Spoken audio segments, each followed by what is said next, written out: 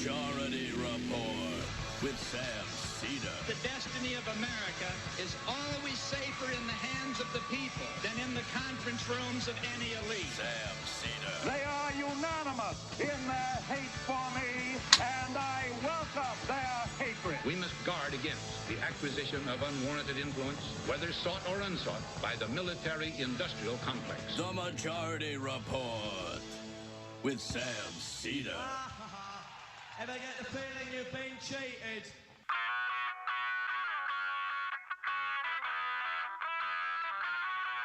It is Wednesday, March 25th, 2020. My name is Sam Cedar. This is the five-time award-winning Majority Report. We are broadcasting live steps from the industrially ravaged Gowanus Canal in the heartland of America, downtown, well, actually, really far from downtown Brooklyn, USA. On the program today, Senate strikes a deal for $2 trillion stimulus. Fed has got, I don't know, apparently another $4 trillion it plans to use. Donald Trump wants this thing over in 2.5 weeks, though, folks. He's going to wrap it up.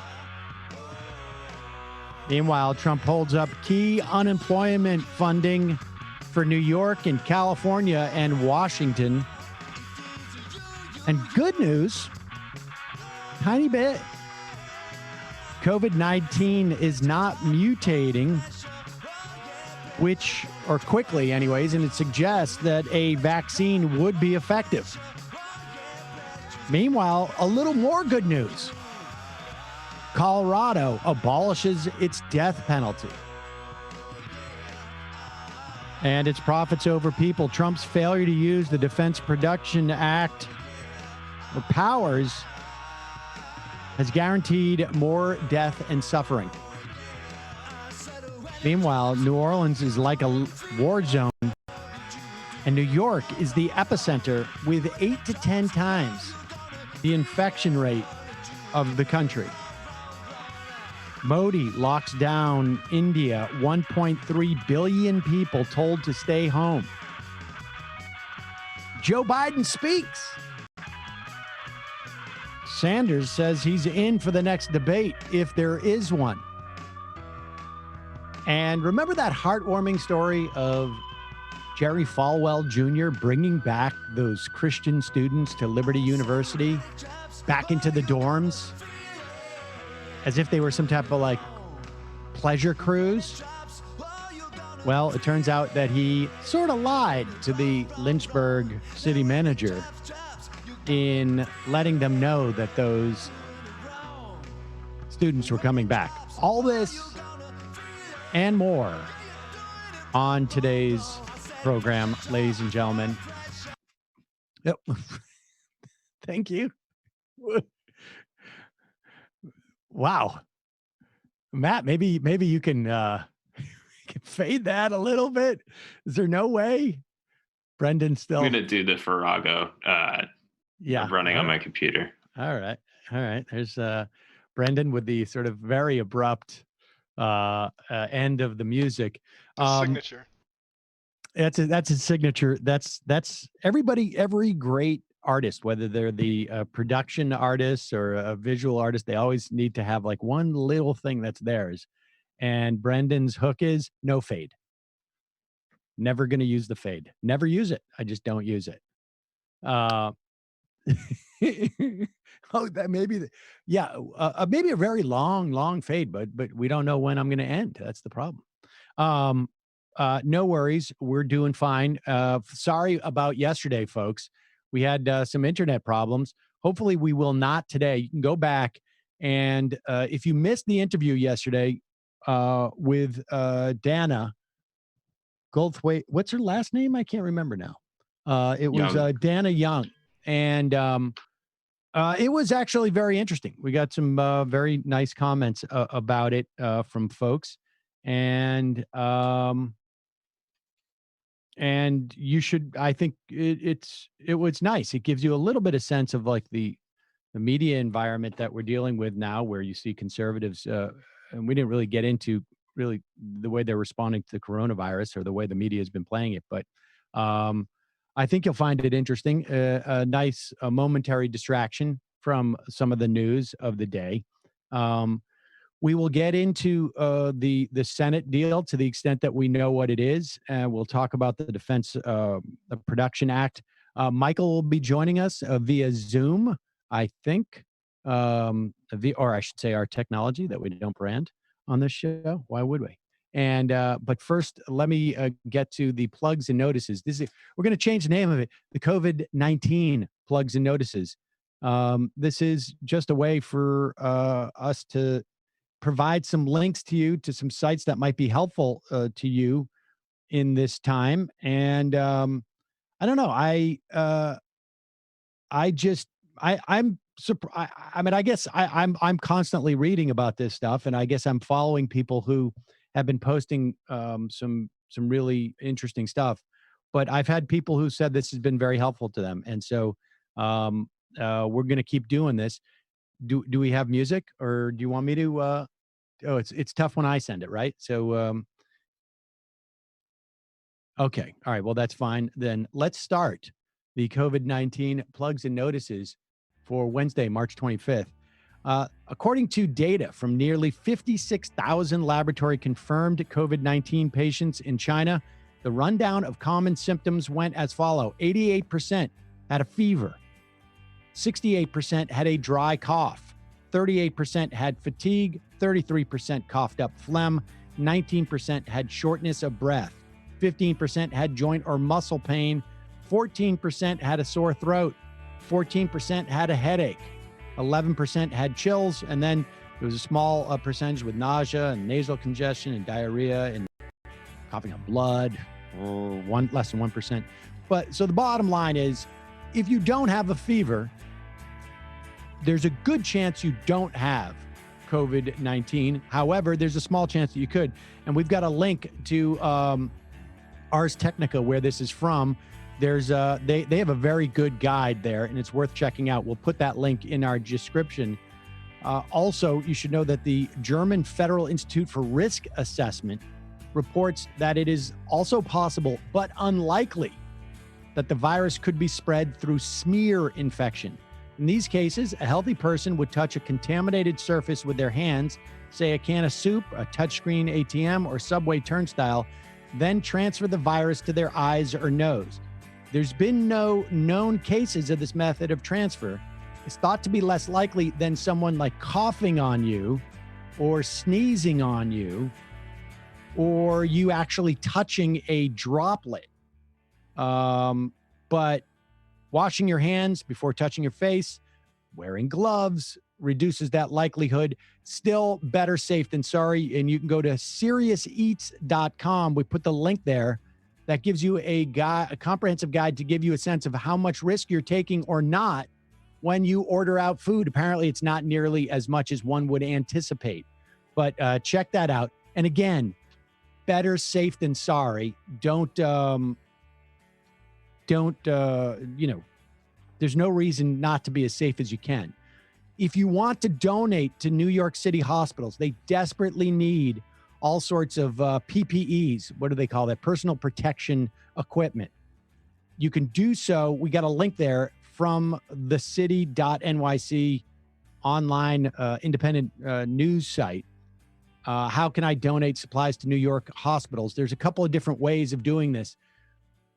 They seem to be taking just about anything. So, I mean, if you have like half a dozen, I don't know, scrubs for whatever reason, or masks or whatnot, and you feel comfortable donating them, they certainly need them. Also, you should know, as a note, according to Scott Gottlieb, a doctor, there was an interview of him on, I'm not sure where that was, but 56% of hospitalized patients in New York City are under the age of 50. Don't know specific numbers, but a lot who are in ICUs are 30s, 40s, and 50s. So again, be careful regardless of your age. Some plugs. I work at Costco on Long Island, writes Anthony. I just want to see if you could give a shout out to all the hardworking employees who go to work despite everything that's going on. Also, please inform people to stay home. We're exposed to thousands of people a day who could be carrying this virus and not know it, and they need to shop. Please have them respect the limits on items that are put in place so that everyone has an opportunity to get what they need. Yeah, I've gotten a lot of emails from folks who are working in supermarkets or they're working at a place like Costco. Do them a favor. Keep away. Like, keep 6 feet away. They have to work. And just keep your distance so that they don't have to be jerks about it. And I mean, honestly, and if you see other people who are not keeping their distance, say, keep your distance so that these people who are working get some relief, and respect, don't take all the toilet paper.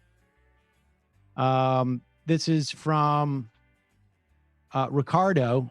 He says, I'm a psychotherapist. I want to offer low sliding scale fees to Majority Report listeners in California. I'm lucky to not really have my business affected by the virus, except I see everyone online now. So he wants to make psychotherapy accessible to as people as their household incomes fall or they get laid off. We have his link in the description of this. It's ricardo@roblestherapy.com. He's using a sliding scale that he used as an intern in 2013. If your household income is 0 to 500, it's $25, 500 to 1,000, 35, and so on. So very reasonable rates. Check that out. That'll be in the listings. Also, in Houston, Vertigreens is a 1-acre urban farm in Houston. They're partnering with other local growers to offer a farm box full of fresh organic produce. You can pick it up at 3 drop locations around town. VERDEGREENS.com, vertigreens.com. Check it out. That's from David. Also, Disc Makers, writes Michael from Philadelphia, company he works for. They've been in the business for 73 years, helping independent artists create their CDs, DVDs, T-shirts, etc. They are basically now stopping to make discs or whatever machines they have there, and they're now making masks. And they're going to apparently donate them. So shout out to them. Big Mark for Senate. Mark Bignell is an over-the-road truck driver, a progressive candidate for Michigan State Senate. Susan wants us to plug his site. You can check out bigmarkforsenate.com. Check that out. And that is our plugs and our COVID-19 plugs and notices for the day. We put these on YouTube, and you can check over there, and all the links are included in these descriptions. And I believe we also have them in the podcast. So check these places out, get some more information, help them. And that's that for today. So, Michael, are you there with us? I'm here. Can you hear me? I can hear you. How is everything on your end? All well? On my end, it's fine. There was some maneuvering around a family member that we needed to take care of, but I think we've sort of cooled that out for at least another month. So that's good. And so far, thankfully, everybody's healthy. But the virus is close, guys. I mean, people are getting it in not too far extended networks. So please be extraordinarily careful if possible. Yeah, do for that. And if you guys, I have a little treat for you, Michael, that you may have missed. And did you guys get that audio I sent you to your email, Matt? Maybe you can look for that as I just do this ad, because I think. Sorry. Do the ad, and then I wanted to mention. Yeah, I'll plug that that bill in New York. Okay. Go ahead. I ordered some of this today, folks, and sadly, I didn't know the new code, but that's all right. I'm happy to. I didn't know the new Majority Report code. I kept trying, so I ended up just putting it in the how did you hear about us podcast, Majority Report. But half of Americans report they fight with daily fatigue. Also, one of the great ways right now to take care of yourself, stay hydrated. very easy to forget and get out of your things. Well, Liquid IV is the way that I do this. And I've actually sent some care packages to friends and family. And Liquid IV Energy Multiplier gives you sustained energy throughout the day. It's a great all-natural alternative to processed energy drinks. The premium matcha and green energy blend tastes delicious and provides a lasting energy boost throughout the day. It's like a couple cups of coffee without the crash. Liquid IV's Energy Multiplier contains a mixture of teas and herbs that are high in antioxidants, also help improve mood and focus without any artificial flavors or preservatives. The cellular transport technology delivers enhanced rapid absorption into the bloodstream. Jesus, like Joe Biden today. That gives you a boost fast, and it's non-GMO, I vegan, shouldn't. and free. And I forget it. You guys know that. Gluten, dairy, and soy free. Like I say, I literally ordered some for friends and family this morning at 7 a.m. I woke up and I was like, everybody needs to be hydrated. I'm sending them. And then I ordered myself some of the green matcha, and I didn't even use the right coupon code. I couldn't find it. I went to our site. And I'm like, what, why isn't it working? And I'll tell you why. Because when you go to liquidiv.com, you can get 25% off. Like I did not today, but it's still worth it for me. But go to liquidiv.com, get 25% off when you use the code majority rep. I don't know what happened to the ORT part, but it's just majority rep at checkout. That's 25% off anything you order at Liquid IV's website. Go to liquidiv.com. Like I say, I was happy to pay the extra 25%. I want this stuff. I don't care. But you can save 25% by using the code majority rep and get better hydration and energy. Don't wait. Start fueling your adventures and, frankly, your health today. So check that out. Michael wanted to plug that in New York, where the governor, I guess, basically said, yeah, we're going to forgive mortgage payments or give you, it's not forgive, but we're going to give you, we're going to defer them. Defer them. But not for rent. Not for rent. Which is a little stunning. I mean, I guess the idea, I don't know. I mean, in the best light, it's just like, oh, well, we won't allow eviction proceedings to go forward. But why cause this type of stress with people? Yeah, and also, there's emails and texts that people are sending across social media of landlords basically saying it's your obligation in the beginning of the month. Nothing changes.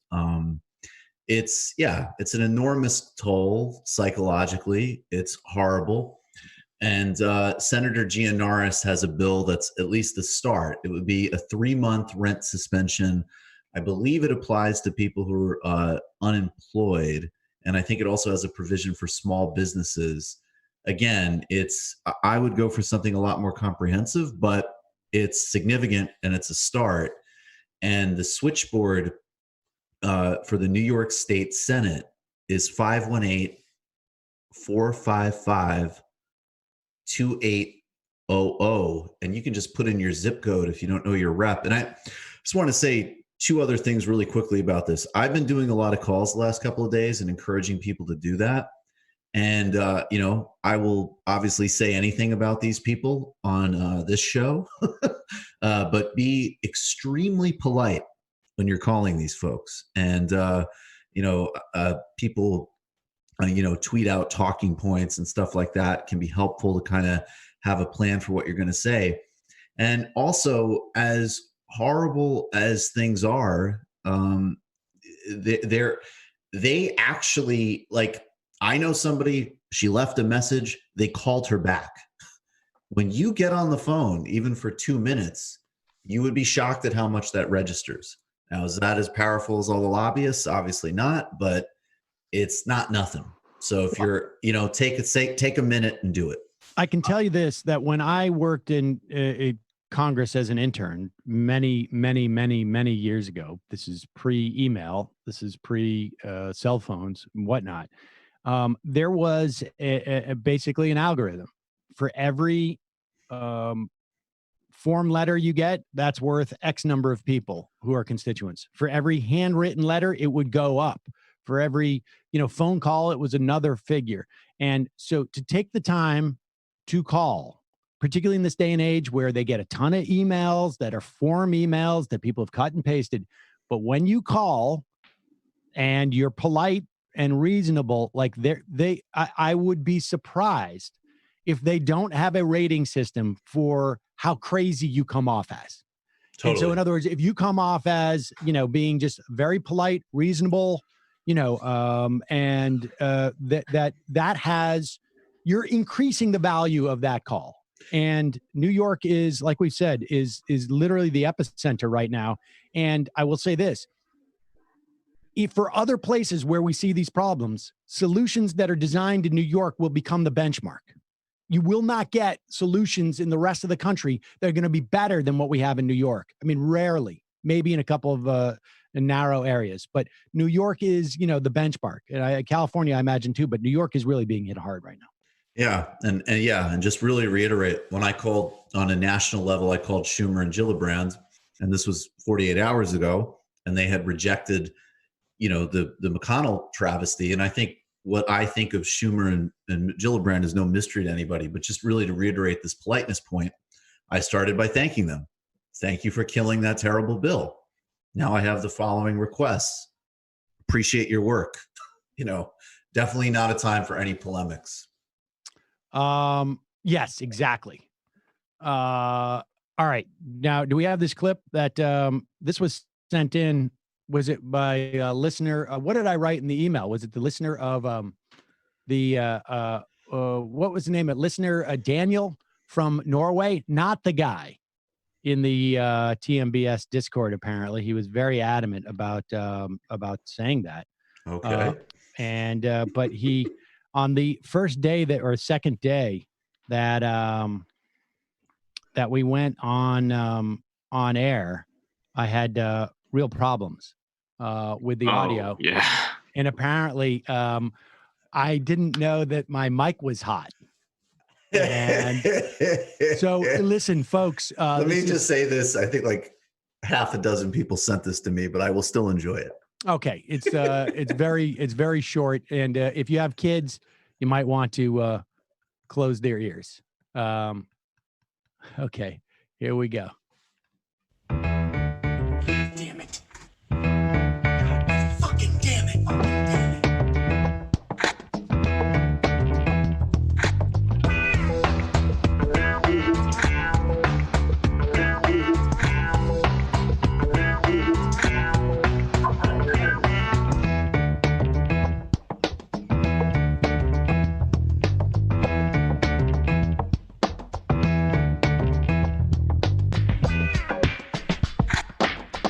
It's not it. It's not the thing that I'm looking at. Oh boy. And that music, I think, was just tied into it. I mean, that was the thing, is that music fits that perfectly, actually. Wait, that was actually, somebody didn't layer that music on? That was what that's the music that's the music that's Dave Derby music that we can use for breaks. I've heard it, but that's what it sounded like, yeah. I didn't know that was, I thought someone mashed up the music you had been using with. I'm pretty sure that music was what was actually playing. Oh, yeah, I hadn't listened to it before, but that was just pretty much what happened live. Yeah, I mean, maybe that was mixed. Maybe cut it together, but I'm pretty sure it was just like at one point people were like, "Hey, your mic is hot." That's good for everybody's immune system. I love it, and nothing brings, it brings me great joy to hear. And then there's always like 10% of me that does care about you and is like, Jesus Christ, is this the moment? Where, believe me, like, don't have a stroke, please. The strokes are happening. The strokes are happening. They're not even related to what actually goes on here. It's basically what goes on outside here that is going to give me a stroke. All right, but let's get into the Senate deal. this is the way it seems to be working, is that, I mean, Nancy Pelosi has another deal for another bill for $2.5 trillion. I think that they came up with that just to sort of like add some pressure and give Chuck Schumer theoretically some leverage in his negotiations with McConnell. I think what we're going to see is this Senate bill is going to be passed by the House in absentia. And in fact, what they may do is some type of like voice roll call, voice, vote over, I guess, a speakerphone or something like that. I don't know. Then maybe they'll do it all on Zoom. I have no idea, but they don't want to bring all the Congress people back to DC just for the sake of taking this vote when they can actually just maybe do it over the phone. I'm going to run down what we know is in it to a certain extent, but we were talking about this before. Matt Stoller, made a very good point in something that his email blast, big, that what we hear at this point in the process, like this is one of those situations. I said this yesterday. You're not going to know what's in the bill until it passes, and really, you're not going to know what's in the bill until it passes, and then a little time passes, and people start to dig through it and see what's in there. Because what happens on bills like this, particularly something this is massive, it's unprecedented. Yeah. Everybody puts something in there. And a lot of times, the people who might have a problem with a given provision don't even necessarily see that provision. They see it, but it doesn't register them like what could be problematic about it because of the way that it's written. And so each person who wants something from this steps up, devises language that looks like they're not getting it, or essentially, and then, lobbies to get that in the bill and, does like, well, it's just a thing for the thing, just do that. And if it doesn't, scream at you, that's the way these things get in there. So, and presumably staffers understand the implications of all this stuff, but there was also clearly the reason why this is $2 trillion is because there was a little bit of like, I say yes to you, you say yes to me. And of course, what inevitably happens is the Republicans are always more like, okay, as long as we have that dynamic and we're going to ask for everything we want, and you're just going to ask for about, maybe a third of what you want. And that's the way that this works. But as of now, it is $2 trillion, $500 billion in federal funding for big businesses and municipalities. A lot of that is business. There's a $500 billion loan program for businesses, the details of which we don't know. There's supposedly oversight of this, like some type of independent body that existed during the bailout in 2008, for whatever that's worth. $50 billion was allotted to passenger airlines. Unclear again what the strings were attached to this. I have a feeling it wasn't much.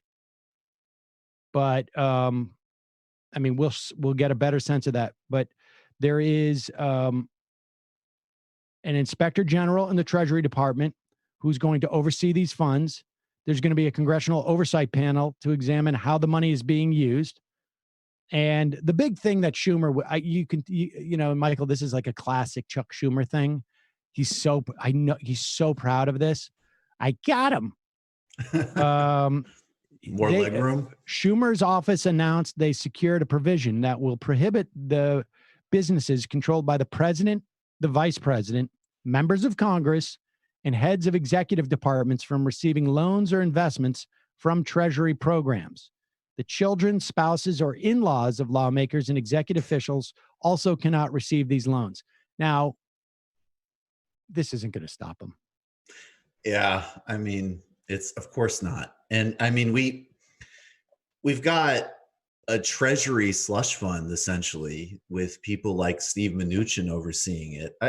I think my big, and this would just be politically impossible, but could you imagine if the Democratic negotiating position was, and forget even the various levels of left to center right position in the Democratic Party, but they just said, look, this is your fault. You engaged in criminal negligence on this for weeks. You're going to get punished. because there's going to be thousands of unnecessary deaths conservatively, and the economy is going to take a body blow. So you need to sit down and listen. And here's what we're going to do. We need to have one bill that we pass first, and maybe it's, whatever. Obviously, there's me. I want Medicare for all. I want a real comprehensive bill. Whatever. Not even that. Some type of basic cash transfers, radically increased unemployment. We are going to take care of people first, and then in another couple of weeks, we can figure out what this bailout's going to be.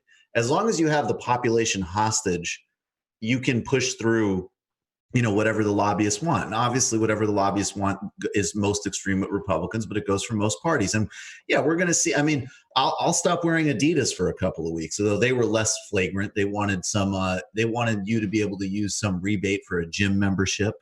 The Mars Candy Corporation wants. I mean, we're just going to see, as you said, when the bill's finally out there and we're reading it, we're just going to see endless, from comical to egregious. Well, I want to just take the sort of like the tactical thing a step further. I mean, one of the problems that the Democrats have in this situation is that the polling so far, and I think this has been a failure of the Democrats, and frankly, like a failure of Biden as the so-called presumptive nominee.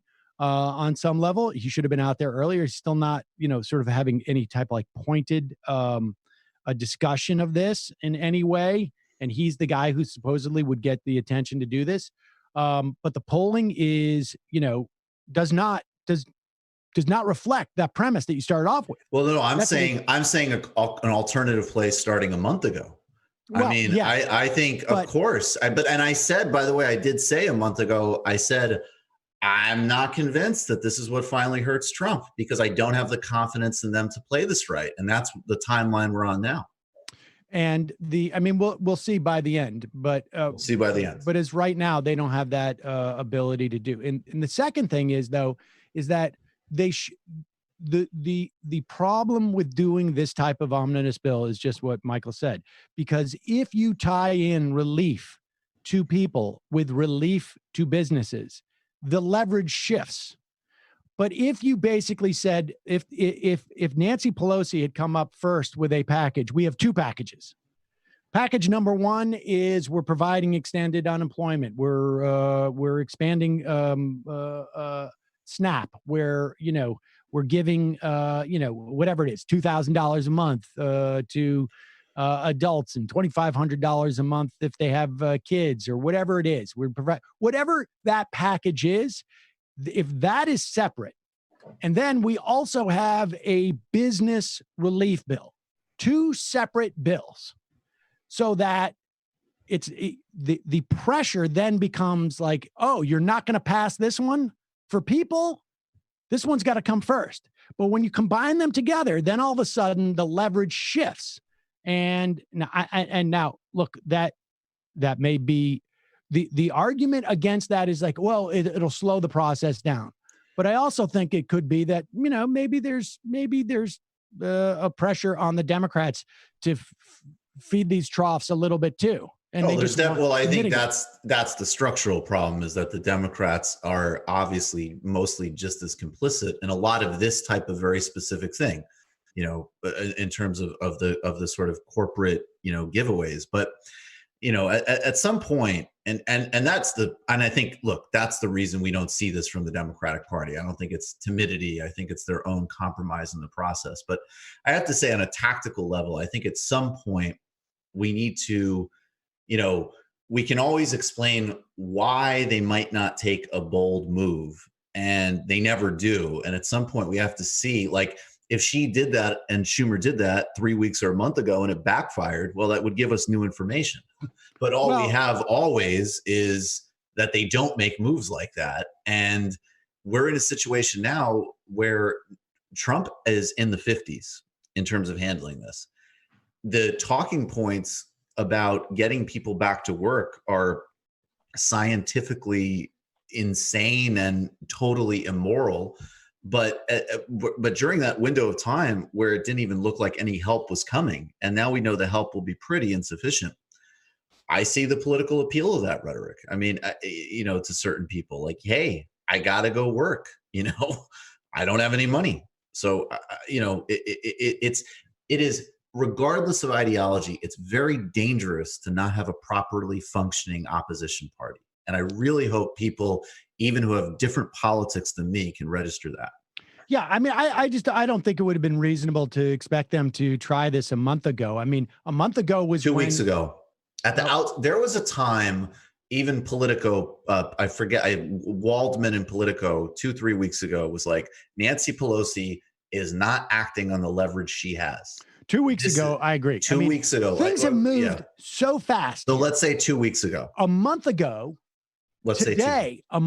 today actually was the debate prior to the last debate prior to Super Tuesday. So right. It wasn't on when everybody was on stage. Yeah, it wasn't on anybody's radar. I was bemoaning like they're not talking about coronavirus at all, and everybody's like, yeah, well, whatever. Let's say 2 weeks ago. Let's say 2 weeks ago. I mean, I think that they should have had something like this. But I will say this, and let me just go through this a little bit more and say at least what we know are the headline things. This is not the end of it.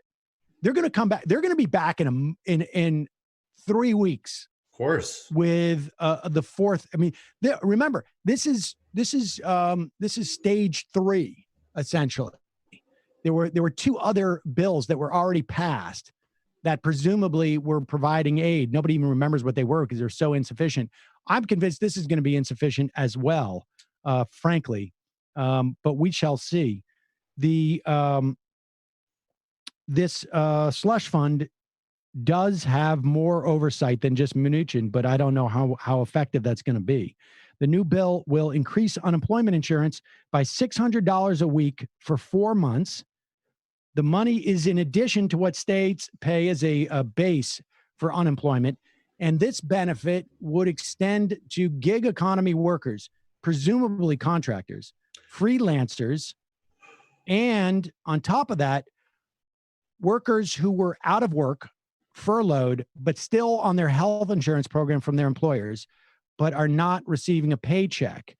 I don't know what we do for folks who are not, are outside of those windows, but I imagine we would need to have something like an expanded SNAP and other supports. The Rashida bill. $2,000 a month for everybody for a year. I think it's as simple as that. Schumer also said, here we go. And $150 billion for hospitals treating coronavirus patients. Of that money, $100 billion will go to hospitals. $1 billion will go to the Indian Health Service. The remainder will be raised to increase medical equipment capacity. So that $100 billion is presumably because some of these hospitals are saying that they simply don't have the cash to buy the equipment that they need. Schumer also said, I've heard that the House version essentially has, I think Matt Brunig said the Senate version does not have, but the House version essentially has Medicare for all Corona, in the sense of, a kind of complete expansion that, look, if you have a question about this specific disease, you're covered. The Senate bill doesn't have that. Do we have a sense of that? It doesn't say anything to that effect at all. So it's possible, but we don't know yet. Yeah. Okay. Schumer said $150 billion of the federal money would be allocated for state and local governments who are dealing with the impacts of the crisis in the local communities, completely insufficient, including $8 billion for tribal governments. That means that the other $350 or so will be going to businesses. Mm-hmm. The legislation would include, here we go. And this is not, again, insufficient, but it is at least a stab. And it is sort of, right now, what these things are doing are creating a structure that later become the baseline for the second tranche. It's hard to imagine if you've got to come back to this, that it's going to be less the next time. Right. A one-time check, $1,200 sent to most adults making $75,000 less annually. That's according to past tax returns. um, that is unhelpful if you were making $100,000 and you have no job as of a week or two ago. A $500 payment would also be sent to cover every child in qualifying households. I mean, the problem you're going to have there is that if you've lost your job, I mean, maybe the unemployment will pick up on that. And maybe theoretically you have saved enough money, but $1,200 one time is just not going to do it anyways. And also we have to consider, prisoners that are being released and undocumented people. And again, regardless of even a moral stance, if you want to look at it this way, I mean, these are populations, like, you're dealing with a pandemic. You need to help people protect and insulate themselves in the context of a pandemic, period. Right. I mean, New York just released 300 prisoners. They need to release more. But then what? Yeah, no, there's no provision. The final policy on that front marks a significant change from the direct payments initially proposed by Republicans, who would have given less to many individuals who do not have taxable income. So in other words, they were making their bailout regressive. Yep. There's $367 billion in the bill aimed at providing loans for small businesses. This is according to the Washington Post. I don't know what that really means. But that's an important one, right? I mean, because I think, like, we actually do need to, there's plenty of people who have, like, actual small businesses.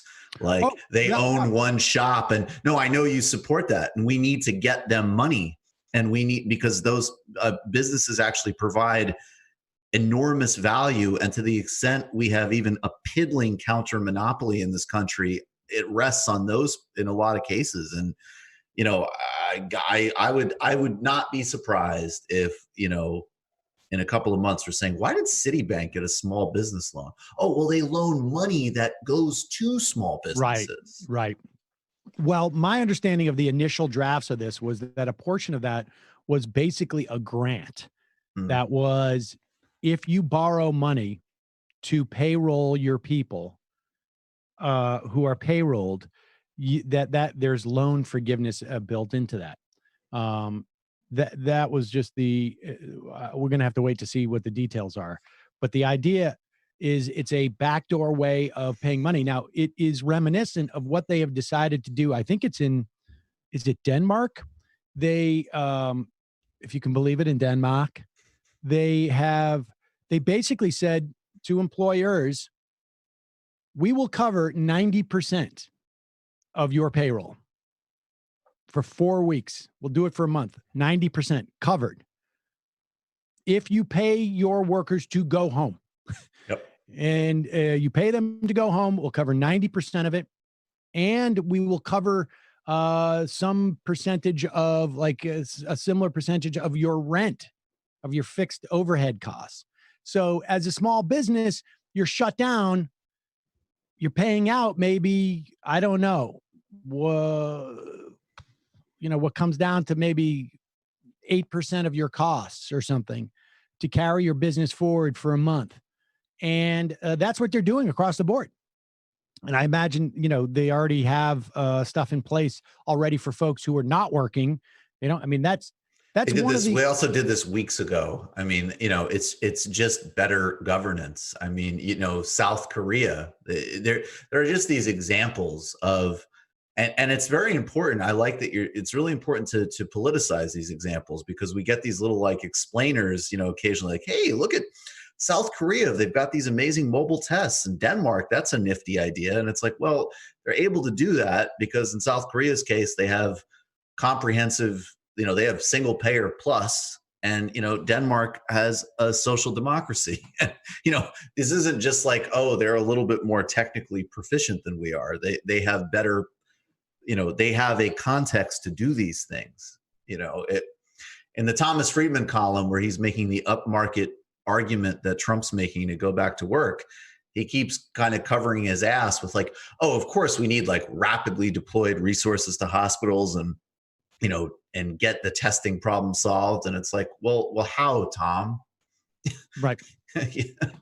Well, and one of the things too we should say just about in terms of the Denmark example and South Korea for that matter, and frankly, almost all the countries that we talk about, it's hard for me to imagine that we're talking about any that the challenge that we have is that they all start from a baseline where they provide enough social services that they're in some instances they're just topping off, right? Like they can step up and say, we're going to go big here. 90% of your employees, we're going to pay you. We're going to reimburse you. We're not even reimburse. We're going to front you 90% of the cost of paying your employees to stay home. We're going to pay you up front your rent for a month. And they don't have to worry about who falls in the cracks because those people are already taken care of. And so it makes dealing with a crisis like this that much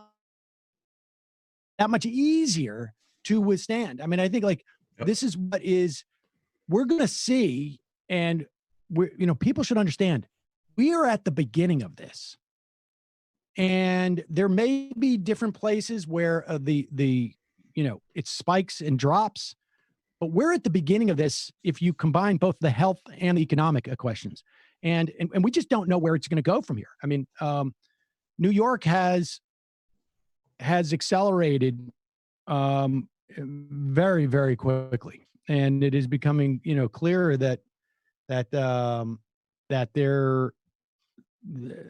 response should have been sooner. And maybe part of it is just like there's no federal authorities saying like, you guys got a problem in our biggest city. And frankly, I think Donald Trump was like, screw him. I mean, that's the way that the Republican Party treated New York prior to 9/11, and I think we've like returned to the means, as it were.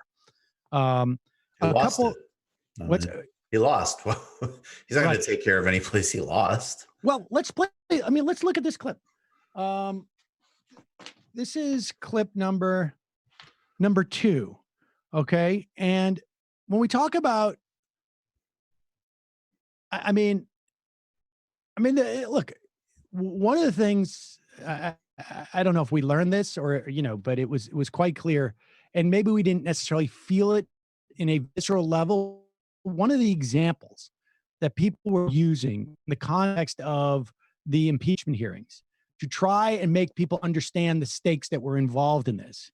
And for the American people writ large, it was difficult to sort of accept this because, we don't pay attention to things that happen, to other countries.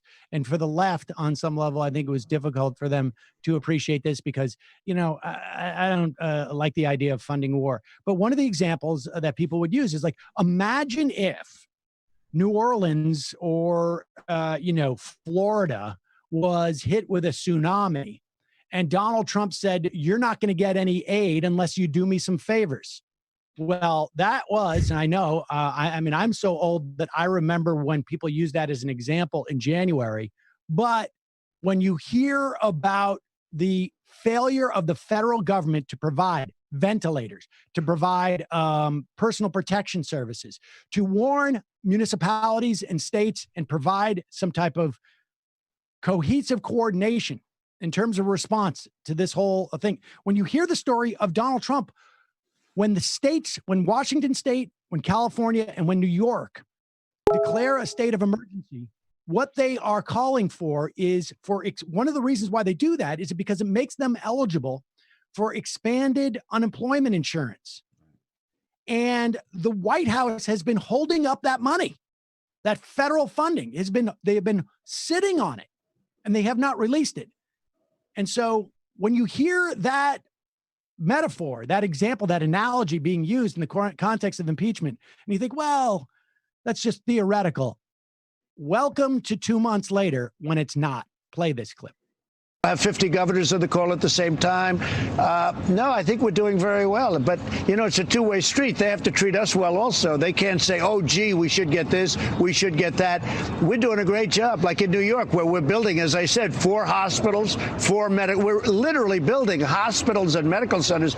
And then I hear that, there's a problem with ventilators. Well, we sent them ventilators, and they could have had 15 or 16,000. All they had to do is order them 2 years ago, but they decided not to do it. They can't blame us for that. There he is. They got to be nice to us. What? I got to get good press, or you don't get your little goody goodies, like things that save people's lives. I mean, this guy's psychopath. Yeah. No, I'm not. I mean, it's not a news. It's not breaking news. I don't need. I think in a way, I actually think in a way, especially for people on, the different parts of the left that I think have been, absolutely critical and correct in most of their takes about the resistance, and absolutely correct in their takes about, various corporate media and so on.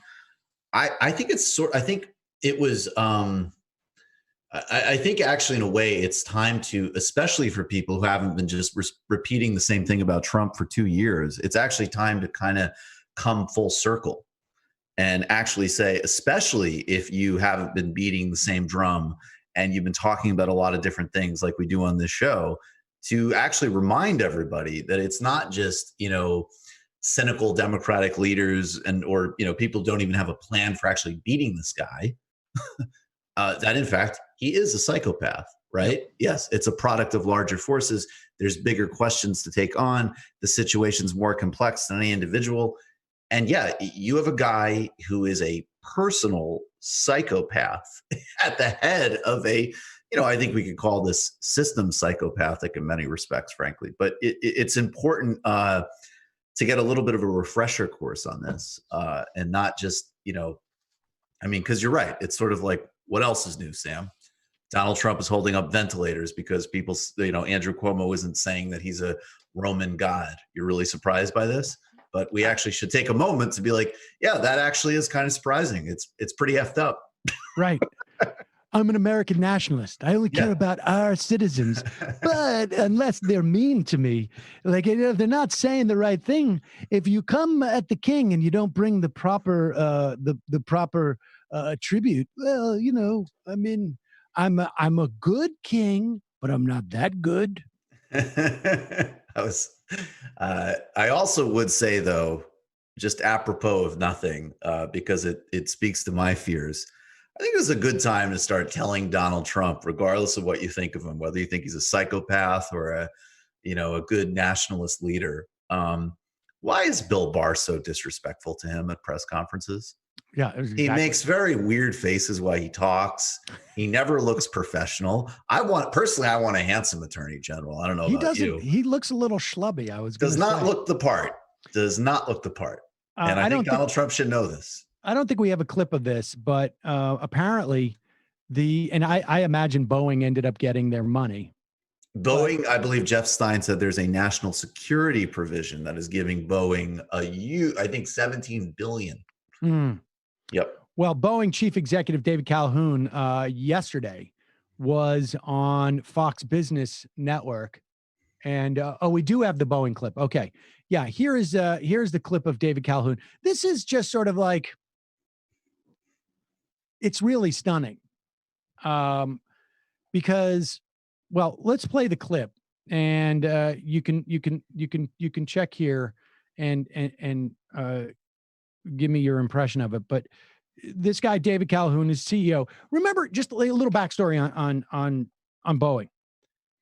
They, instead of redesigning their 737 MAX commercial airplane, what happened was airports around the world changed the way that they would build their walkways so they could maximize space at the airports. And the walkways were such that the way that Boeing's planes were designed, their engines were positioned in the wrong way. And to accommodate these new walkways, they had two choices. One choice was redesign their planes to make a big investment in their whole fleet so that they wouldn't have this issue. The other was to do sort of like a small structural tweak and then make up the rest in software. that would change the way that the planes, they could do a little bit of fixing and retrofitting on these planes, but that would require in certain circumstances on the 737s to have, because of the way they were designed, have a specific software that had them, change their flight pattern a little bit when they land, something to that effect. But it was basically they wanted to avoid having to spend money in the redevelopment of their planes to make them actually function in the way that they're supposed to function, because that would have gotten in the way of their massive stock buybacks. And again, we're back to stock buybacks. And the problem is not just it's not just the fact that when you buy back your stocks, it is stock manipulation. The problem is that this is the way the CEOs and the board of directors get paid.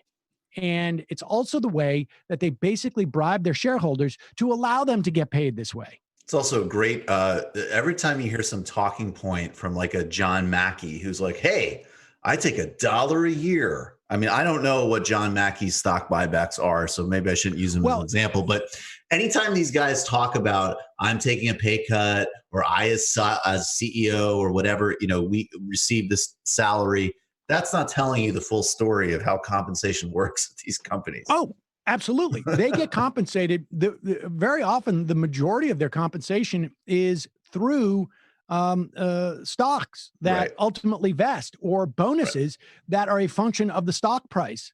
Right. And they get that money. It's taxed at a lower rate because it's capital gains. Yep.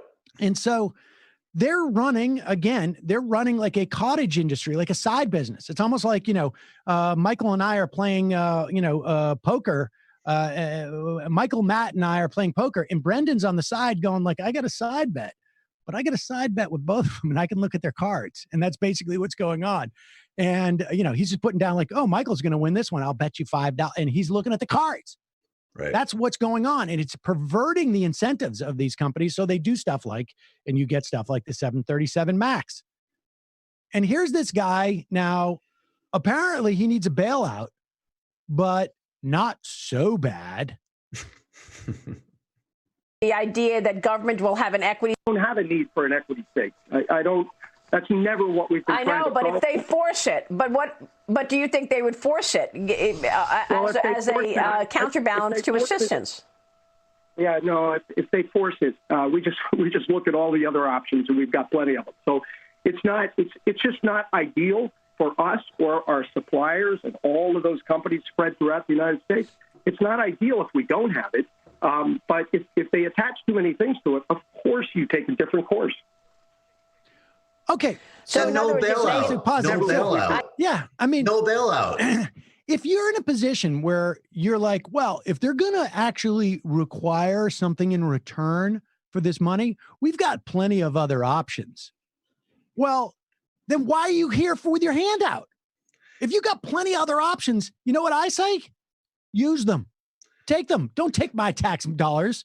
I don't need my tax dollars to make sure that you can make more money. If I don't care how important your business is, if you're just sitting up there telling us that what we got other options, well, here's what I would suggest. Exercise those other options, because those tax dollars can go somewhere else for where there are no other options. Like somebody who hasn't the money to pay their rent, somebody who doesn't have the money to pay for their food, somebody who doesn't have the money to pay for their medical bill.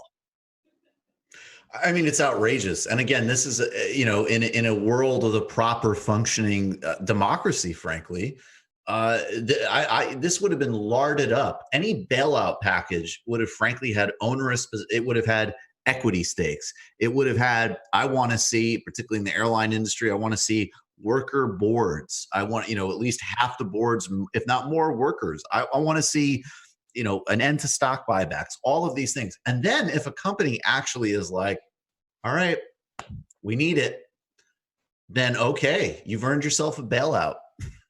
I believe you. Exactly. I mean, you got to put, that the way that you filter out as to who really needs this is you put onerous obligations on that money. That's it. It's as simple. It's like kind of like, it's like I don't even know what the analogy is, but it's like, hey, I want you to, I don't know, lend me 30 grand. There'll be oversight and I'll get it back to you at some point in the future. It's totally unenforceable. And if you make me say, if you make me sign a contract that I'm using it for what I'm saying I'm using it for, I got other options. Bye. Bye. Exactly. One last thing. This piece by Jordan Weissman in Slate on who we specifically should not bail out.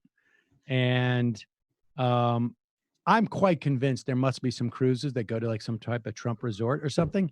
But Totally. he was basically said like he was happy to bail out airlines, hotel industries, et cetera, et cetera. And I should say airline. My daughter keeps texting me. She's worried about the Wi-Fi here because it cut out. And I'm just going to tell her, I know it has been, sweetie. Oh, wait, I just tried to do it. Hold on, let me just tell her right now, just so she stops texting me. It's fine now. This is a little bit distracting. In fact, I've stopped my show. So please stop. I love you. Oh, that's good. Well done. That's the way you got to do it.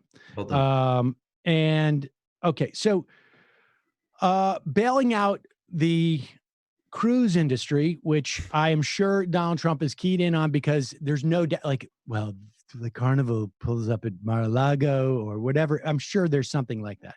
I'm sure of it. First off, not only was apparently like the cruise liners, as it is for a lot of these type of things, sort of like ground zero, as it were. They're spreading cesspools. Well, petri dish is really petri the more. Dish, I think the really they're more petri dish. That's right. And what was amazing, which I was not aware of, is that they completely dropped the ball on doing any type of screening. In fact, it gets worse than that. So after it was clear that coronavirus was spreading around the world, passenger screening was limited. Now, everybody knows, like, norovirus. Like, I didn't even know you could catch that off a boat. Like, I didn't even know it existed off a boat. This is where people get these things. And even on cruises where officials knew of positive tests, such as the Grand Princess, strict quarantines confining passengers to their rooms were not imposed immediately. Inconsistent deboarding procedures also meant thousands of passengers who traveled on a ship that had carried a passenger who tested positive for the coronavirus went home with little or no medical screening, possibly taking the virus back to their communities. You can't confine people on karaoke night, Sam. Exactly. Be reasonable. This is even worse. This is even worse. After initially insisting that no restrictions were needed, in recent days, this is from Politico, the cruise industry has presented a plan to the White House to bar the elderly from cruising over coronavirus risks. That's great. But Politico reported, but that hasn't stopped some sales managers from using dubious sales tactics, including Norwegian Cruise Lines, which reportedly encouraged sales reps to lie to potential customers with fantastical pitch lines. Quote, the coronavirus can only survive in cold temperatures, so the Caribbean is a fantastic choice for your next cruise.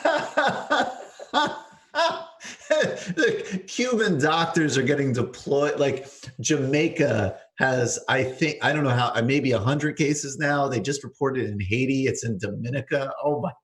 But I mean, can you imagine? That's just incredible. That is criminal. It's criminal. I don't even know what else to say about that. Apparently, this was a list of talking points put together by sales managers in the Miami office. This is according to the Miami New Times. Now, like you say, if this is true, this is criminal. And well, like the idea that, like, what if people just catch it on the way down to the cruise? Like, or like in the first, like when you leave, like it's just the absurd. heat, the heat trails from the Caribbean coast automatically attach themselves to somebody as soon as they book a Caribbean cruise, and it creates a buffer so that zone. There's on the way down to the boat, you're actually getting propelled by a Caribbean breeze that protects you from all viruses. And one wonders if Trump didn't say, it wasn't like a consulting on this. It's going to be warm. So yeah, it's warm. You don't get it. You don't get it. That's why nobody from Jamaica's ever died of a virus. Never. He goes on, and then this part, which I did not know either. The three top cruise lines, Carnival, Royal Caribbean, and Norwegian, are all based in Miami. They flag their ships in foreign tax havens like Panama, Bermuda, and Liberia, which allows them to avoid U.S. corporate taxes and do an end run around domestic labor laws, which is why apparently they have few Americans working on the ships because their labor practice is so crappy that they can only get folks from like the Philippines who are willing to, deal with those kind of like horrible work conditions. It's like borderline indentured servitude. It's horrible. An investigation by Univision and Columbia University's journalism school referred to them as sweatshops on the high seas. So, let's bail them out. I mean, and Wiseman says, like, let them go bankrupt. Let them go bankrupt and have, hedge funders pick them up. And then if they want protection in the future, they're going to have to sort of work within a greater regulatory scheme and start paying taxes. Why should we bail out companies that aren't even American? They're also, by the way, I mean, the environmental footprint of those things are shocking. I mean, they are so environmentally destructive. And and again, it's not like we all need to fly less and we need to redesign, the airline industry needs to be more efficient. There needs to be less flights, all of that. But we know like there are going to be flights in the world, right? Like that's something that we're going to manage. This could be something that's just completely eliminated. It's like, okay, yeah, you can't eat a kebab on the high seas during Aladdin night while you terrorize like an undocumented worker in a cruise that's polluting like the Caribbean Ocean and causing more greenhouse gas emissions than an airliner. Like, let's just not do that. Let's stop. Let's hit this the DPA briefly, and then we'll go to the fun half. This is let's start with this. This is clip number 5. Britt Hume, who I believe also yesterday it was, called for people over the age of 70 to, suck it up, take one for the team. Well, take them all for the team, I guess. And, take all and everything for the team. Yeah. Like the ultimate sacrifice. I mean, it's just amazing the way that these people are just like the way that they can pivot from like, we must protect, death panels. The idea that you couldn't, at the end of life, you couldn't choose, we would have some form of rational application of care is a death panel. But in this instance, like, well, look, we got stock market's tanking. So, throw grandma under the bus essentially. And I will say this, and we got a clip of Glenn Beck saying the same thing. As soon as I see these guys in the hospital changing bedpans without masks and this and that, I'm going to give this a second thought. But here's Brett Hume sort of waxing poetic on why people are mad about Trump's COVID-19 response. Is it the fact that less than a month ago, weeks ago, he was calling this a hoax? What is it the fact that he's refusing to release unemployment funds? Is it the fact that he's refusing to tell companies to produce stuff for Americans? No, that's not it. Play this clip. The mortality rate from this is higher enough that it makes it alarming. So it's obviously a much more a special kind of case. But there we are. We don't shut down the economy to save every single life that's threatened by a widespread disease. We just don't. Why do you think saying that? I mean, what you're saying is factually true. There's no precedent for doing that. And we've faced a lot of epidemics over the years. I'm not even taking a position on where we ought to go next. But just stating that out loud, why do you think that enrages so many people? Sincerely. Well, I can't know that. I can't read the minds of people I don't know. But there's one thing I do suspect in all of this in terms of the reactions to it. We are living in a country in which people's reactions to nearly everything have something to do, when you drill down, with how they feel about Donald Trump. And to the extent that what the lieutenant governor said on your air last night is similar to, in overall message, to what Donald Trump has been saying, I think some of the reaction to it may flow from that. Can you imagine, Michael, if Barack Obama said, you know, maybe it's time for just like people over the age of 70, just you take one for the team. Can you imagine like the near universal white people over 70?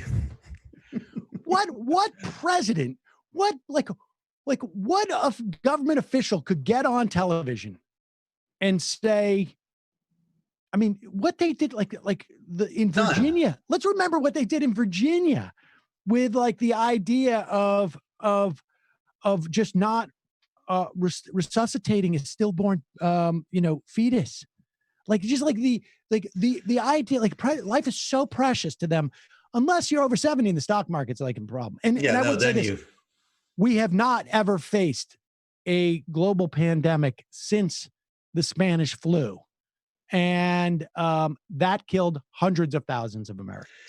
Yeah, I mean, it's also, I mean, there is and I think there is actually a reciprocal problem, because I do think there is a tendency among certain, first of all, big picture, you're 100% right. Secondly, people sometimes definitely all make everything about Trump. Even this, as an example, Trump is doing this, and that's the most important because he's the chief executive. But again, particularly in a kind of upmarket sense, it's extraordinarily dangerous that Lloyd Blankfein is tweeting this, and Thomas Friedman's writing a column on this, and Andrew Cuomo reversed himself wisely, actually attacked Trump on this today, but he hinted at something like this himself a couple of days ago. We need to ruthlessly go at anybody who would say this, and of course starting at Trump, because he's the president of the United States. All I'm saying is, if you are going to call for this, then you need to lead. You need to go out there and you need to contract the thing. And the best way to do it, go into the hospital, help out for a couple of days, no mask, no protective gear whatsoever. You need to lead. And if Glenn Beck personally goes to the hospital, or Britt Hume personally goes to the hospital, I will be the first to use every platform I have to praise them. Right. And I will call for people. Let's say we'll just start with we'll start with like over 80 or 90, and then we'll move down. And hopefully we don't get down to below 50. If we get to 50, I'm going to be a little bit concerned. Right. It's unbelievable. These people are just nuts. They're just nuts. This is it's like complete dystopian. But let's talk just for a moment about the Defense Production Act. There's a couple of things that are going on, and we mentioned this yesterday, but this is really bears repeating. What the president could do under the Defense Production Act, it's like a series of executive actions, essentially, that it gives him. Well, first of all, it gives him the license. Just the analogy, you have a license to drive, but he's refusing to get into the car and actually drive. So he signed the bill. He could do these things. What he could do is it gives emergency authority of the federal government to make purchases, offer loan guarantees for purchases in order to create demand for goods that manufacturers might not otherwise produce, like ventilators, respirators, rather. Okay. I'm afraid of if that's the case, or let's say if he had done this 6 months ago, or even 3 weeks ago, or 4 weeks ago, or 5 weeks ago, or really 2 months ago is where he could have done this easily. I am going to authorize loan guarantees for you to produce 5 million masks. It's 2 month turnaround. We may not need them in 5 months. 2 months. We'll store them ourselves. I will promise you will not lose money making these things. That's what it is, basically. You will not lose money making these. We will guarantee all loans, we'll all that stuff. And it could be other medical equipment, whatever it is, but that's just an example. It also means that the president can issue a declaration that certain goods are essential, which gives federal contracts priority over the other orders. A perfect example of this would be what happened to Pritzker, and this is happening to governors across the country without a doubt. He was looking for ventilators from a CEO, and they don't name the company in this piece from Washington Post. CEO told him that Illinois might have to wait for the ventilators, not because the company wasn't producing them, but because the company might sell the newly assembled units to a foreign customer first because he's being outbid. Yeah. This is, like I said yesterday, this is like going on eBay and trying to get this stuff. Mm-hmm. Instead of the federal government saying, hey, we need these in Illinois, we need these in New York, we need these in Washington, we need these in Florida, we need these here. You're going to sell them. We're first in line. You're not going to lose any money. I guess maybe you'll lose the money that you would have had to price gouge because you're going to be able to bid up the prices. But we're going to, you're going to make this for us. We're going to tell you where it goes. You get price of production plus a reasonable markup.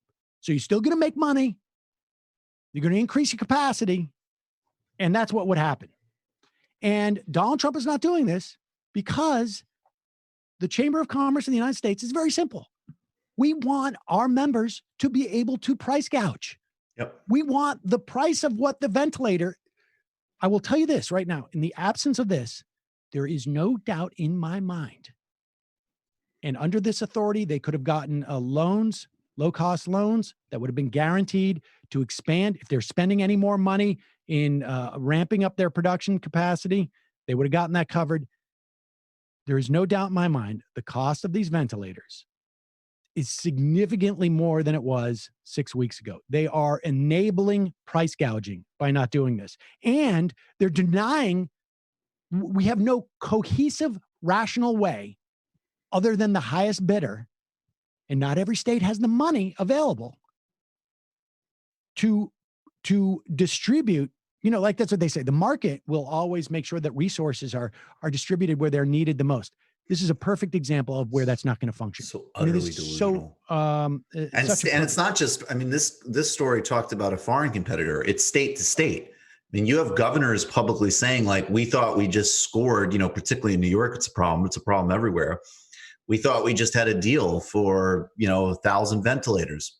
Called the company back 20 minutes later to lock it down. Oh, sorry, you just got outbid. I mean, this is happening in real time, like right now, across state lines. Forget even a federal, a federal intervention in the context of outside the country. This is a state to state thing. Oh, right. No. The point is that the federal government could come in and say, your company is going to produce this under the federal auspices. We're going to tell you where it goes because we have a comprehensive awareness as to where the needs are. Yeah, we see the whole map, and this is where it needs to be rapidly deployed. And any government, just a very narrow case about China. It's a much bigger conversation, but like they've contained it because they've literally built new hospitals in matters of days, and because they command and commandeer resources where they need to go. And in that extremely narrow sense, that's what you need. It's just not debatable.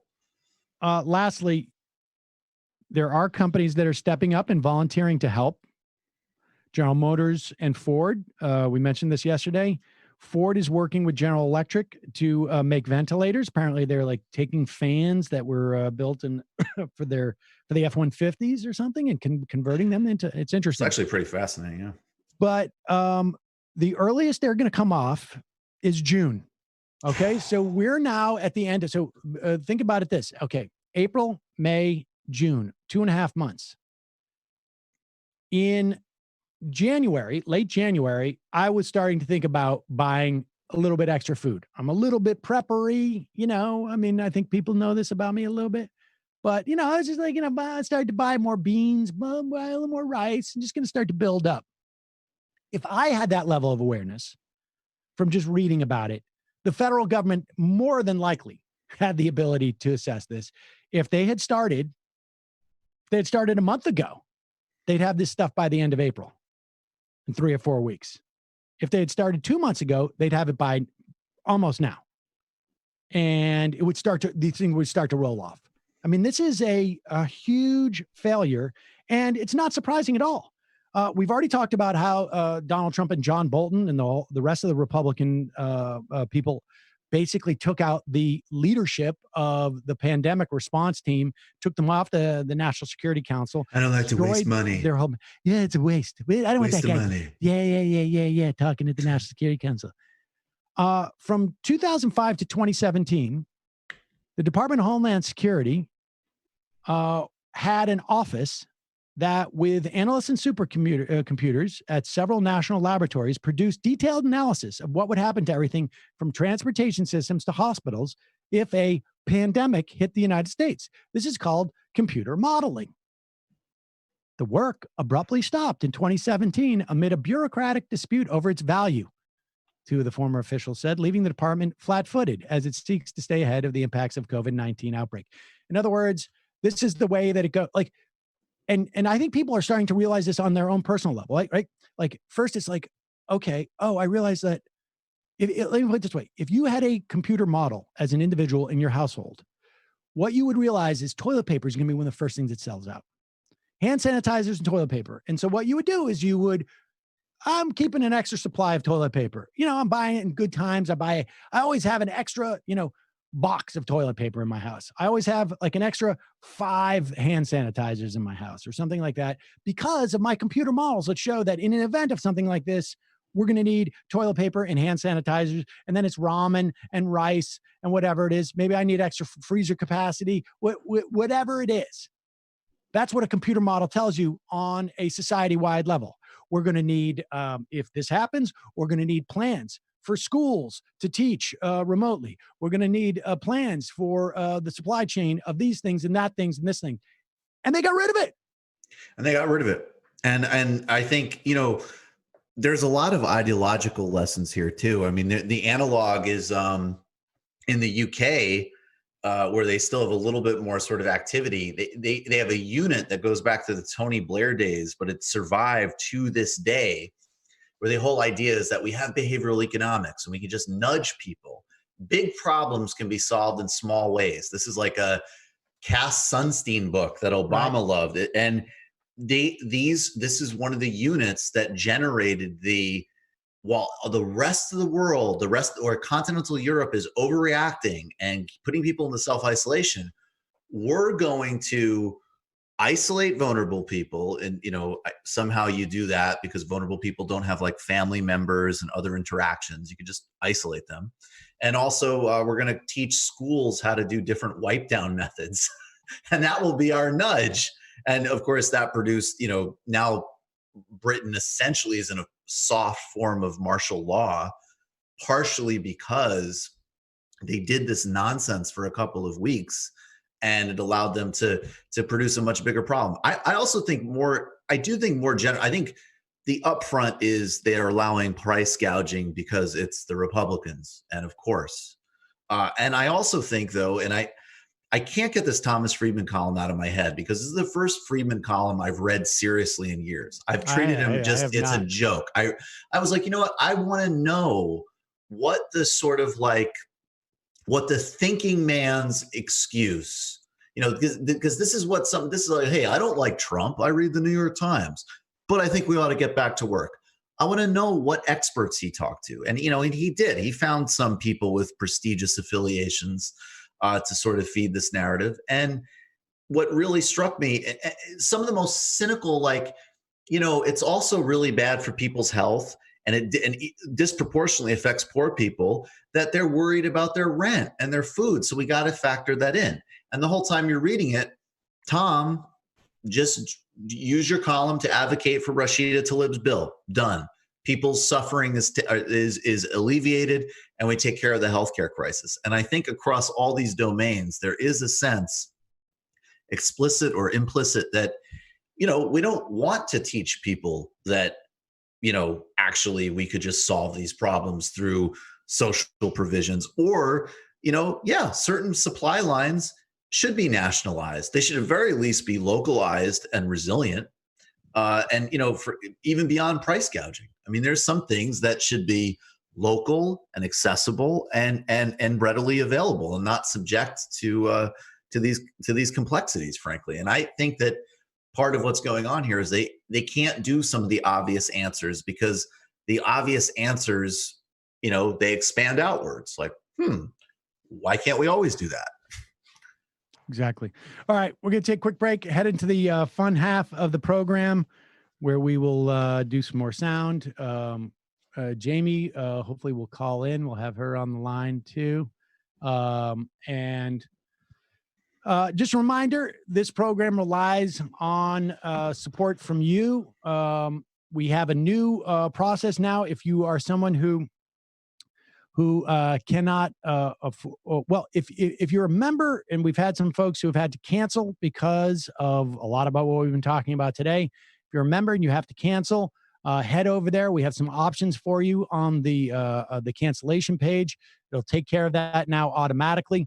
If you've canceled previously, we will get back to you and hook you up within the next couple of days. If you are someone who wants access to the show, send us an email at majorityreporters@gmail.com. Give us a little time. We will help you out. And but if you're one of those folks who has the resources right now to support the program, and you've been meaning to do it, by all means, now is a great time to do that. We're keeping everybody on staff. We're doing the AM Quickie. You can sign up for that and listen to that, or you can watch it on our YouTube channel for that matter too now. But the AM Quickie, it's put out every morning, amquickie.com, or you can get it on Stitcher or iTunes or wherever you get your podcasts. Also, don't forget, check out the Noma Key Show, patreon.com/the Noma Key Show, or on YouTube, the Noma Key Show. I think Noma Key is going to be with us on Friday. She's going to join us. And don't forget, justcoffee.coop. Fair trade coffee, tea, or chocolate is the coupon code majority. Get 10% off. I got 10 pounds coming to me right now as we speak. Nice. I think I'm getting it tomorrow, so I'm pretty psyched about that. That's sweet. Michael, TMBS happened last night. Yeah, TMBS happened last night. I'll say, similarly, if you've been waiting and you can, great time to go to patreon.com/TMBS. And we always, this has actually always been the case, but a little bit more explicitly, if you need some kind of deal, obviously let us know. We'll help you out for sure. We talked with Ronan Burton Shaw about the coronavirus in the UK and some of the kind of broader global implications of it. How do we start to expand the social state and shrink the surveillance state? Seems to be the kind of big, important frame that we need to explore. Milton Alamati talked with us about what the World Bank did to African health systems in the context of the pandemic. We also talked about China's Belt and Road Initiative and did a deep dive on the bailouts. We're doing a massive amount of extra content and Patreon content. So go and subscribe at our YouTube channel, subscribe on iTunes, or go to the Patreon page. And I'll just say real quick, my book is available for pre-order. It's coming out April 28th. So if you want to check that out, Against the Web, the Cosmopolitan Answer to the New Right, you can check that out as well. All right. Check out the Antifada. You can check that out. Maybe Jamie will mention it when she jumps on, but you can check it out at patreon.com/the Antifada. I know they had new episodes last week. And Matt. Yeah, check out Literary Hangover, folks. I want to start streaming some stuff, so subscribe to the YouTube channel. There you go. All right, quick break. Head into the fun half.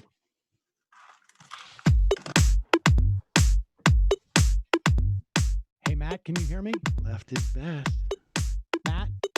Jamie and I may have a disagreement. Yeah, you can't just say whatever you want about people just because you're rich. I have an absolute right to mock them on YouTube. Sign off. He's up there buggy whipping like he's the boss. I'm not 5G Wi-Fi. I'm tired of the negativity. I'm sorry. I didn't mean to upset you. You're nervous.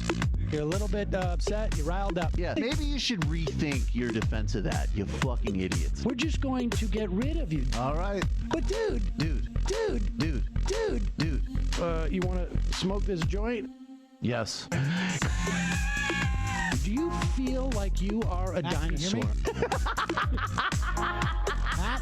That's a good shit. Exactly. I'm happy now. It's a win-win. It's a win-win-win. Oh, hell yeah. Now listen to me. 2, 3, 4, 5 times. Just switch my Wi-Fi. Is that okay? 906 501 457. Same link. 2 38 56 27. 1/2. I'll be right back. 5/8. 3.9 billion. Wow. He's the ultimate math nerd. Don't you see? Why don't you get a real job instead of spewing vitriol and hatred, you left-wing Limbaugh? Everybody's taking their dumb juice today.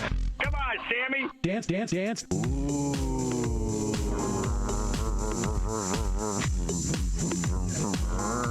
Rand Paul. I had my first post-coital scene with a woman. I'm hoping to add more moves to my repertoire. All I have is the dip and the swirl. Fine, we can double dip. Yes, this is a perfect moment. No. Wait, what? You make under $1 million a year. You're scum. You're nothing. Excuse me? Fuck you, you fucking liberal elite. I think you belong in jail.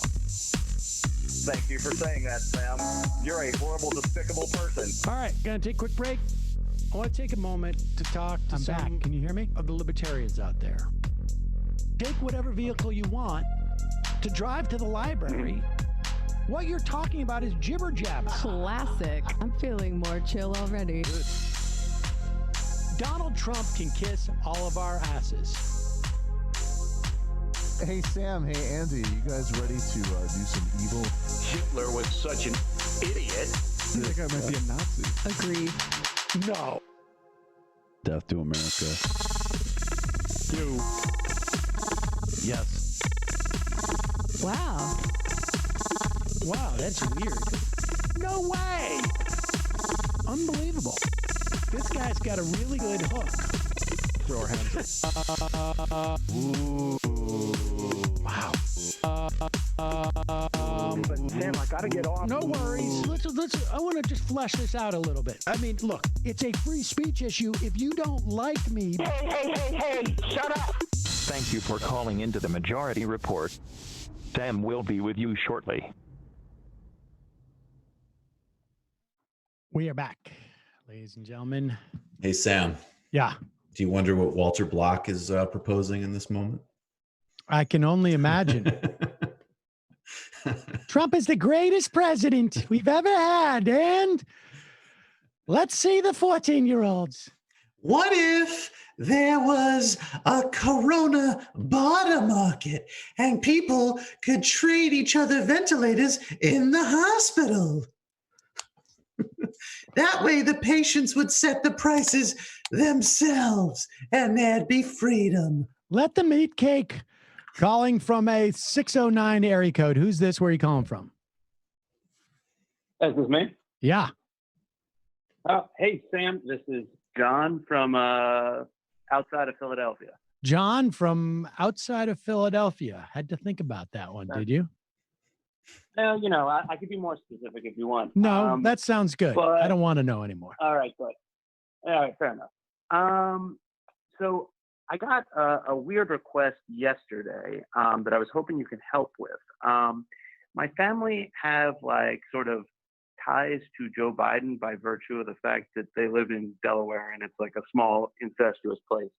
And as the like family lefty, I was asked to provide a memo with like some sort of advice or guidance as to how Biden can appeal to Sanders supporters.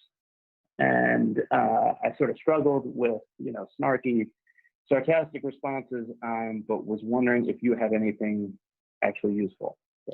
I mean, I would. I mean, who knows if you know where that. Oh, where likely that, it'll get thrown in a right, trash, but in the very off chance that at the very off chance that it could be received well, I mean, I think it would be. I mean, I think the big thing would be to show some measure of openness to Medicare for all. I mean, I would start with saying, walking back that notion of like, if the House and the Senate voted for Medicare for all, I would not veto it. I don't know how you would walk that back, but I think Joe could just say, like, I want to clarify something. I misunderstood the nature of the question, which of course he did not. But I mean, honestly, although we would all believe that. I mean, yes, that's the thing, is that he does have a slight out. I mean, I don't know if that would be sufficient, but that's like the first place I would start to say that, like, in the, you know, look, is it likely that the Senate and the House would pass it? I would have to bet no. But the idea that you're showing hostility towards it, if your own Senate and House, Democratic House, is just absurd. I mean, I would just start with that, you know, like because you could put a laundry list of stuff in there, and you could put stuff that was a little bit further. But I think, like, you know, it's still early in the campaign. I would start with that, and like, I mean, I could come up with a whole. I was sort of thinking like sort of along those lines, like sort of addressing his comment about how, like, you know, young people aren't entitled to any empathy or I don't know, something else he said the other day that escapes me. But like, right, like, you know, I'm struggling with whether to give them a list of like policy prescriptions or more just sort of like, well, I would actually hate young people. I would give them that. Okay. I would give them that. And then I think, like, I would give them that, you know, as a specific proclamation. And then I would maybe seek out, you know, personnel who represent that and say, you know, embrace those people. I mean, I you know. Can I add to that? I was even hoping, like, can you give me names of people they should hire? Like, you know, so like. I can give you an anti-list. Look, I would that too would be fine. No, I would, because I actually think staffing is key. Like, I want, you know, Nina Turner, Ro Khanna as VP. Like, I want something like that, and I want, frankly, a commitment. You know, maybe, look, it's a memo, so just go for it. We saw somewhere that Mike Bloomberg's headed to the World Bank, Jamie Dimon's headed to Treasury. Explicit promises about, you know, how we want somebody from labor at Treasury. We want somebody from labor at labor. Right. I think it needs to get a lot more granular about staffing, actually. I would. Well, that's, and right. My struggle with the, you know, responding to the, you know, telling them to like change on policy or whatever was that it's like non-falsifiable. Sure, he'll say that, but, you know, does anybody, do I really trust that he would do what he says now during a campaign? Well, I mean, look, I mean, none of that's going to go away. I mean, he could say, like, I'm going to put Nina Turner in as like his vice president is not going to be Nina Turner. Bernie Sanders' vice president was not going to be Nina Turner. I mean, that's not going to happen. But I think you can say, like, and commit to hiring, you know, to making the labor secretary someone who has worked for unions or is a union member, you know, has been a union leader. Sarah Nelson. I'm at whatever. I mean, look, I don't know if I would say a specific name, but I would maybe say like that we could give a name. I mean, I don't want to get into debate about names, but I look, vice president, if he wants to actually make an appeal, and I'm talking as somebody who's, you know, definitely hearing from a certain segment of the audience that they are worried about. Stacey Abrams ain't going to cut it. Amy Klobuchar ain't going to cut it. So if we're going to start saying, Kamala Harris ain't going to. So if we're going to start saying, you know, hard and fast that somebody who's really good, like Nina, can't do it, maybe we need to say hard and fast people who can't either. And I think that leaves an extremely small pool of people. Is there somebody, I don't know, you know, I honestly don't know whether there's somebody that would excite Sanders supporters that, you know, Biden could credibly. Maybe Sarah Nelson. You know. Maybe Sarah Nelson. I mean, you could think out of the box, but I really think it's got to be ultra tangible, and I think people have been trained. Like, the platform doesn't matter that much, and Joe Biden can, you know, sure, of course, he should walk back Medicare for all, but I think it needs to get a hell of a lot more tangible, because just calling like balls and strikes, I don't see it. Like, I do think that there is going to be a real segment that is not going to show up for him. And I And they may not show up even if he addresses whatever, we can come up Absolutely, with, but it's going to I think take it's a worth taking heroic seriously. effort. It ain't going to take, hey, we got a good platform and Joe's a nice guy. It's going to take an actual left-wing VP candidate, not anybody that I've seen on any list. Those are all non-starters. And I think it's going to take a real, Bloomberg ain't at the World Bank. Treasury is not going to come from Wall Street. Labor comes from the unions, If I send you guys a draft of whatever it is I come up with, will you take a look? Sure. Yeah. All right. I'm going to take this seriously then. Thanks, John. Yeah, you should. I mean, who knows? Maybe, I would put the odds at, I appreciate the call. I'll put the odds at 0.05%, or less. But Reverend I don't Barber know. for VP.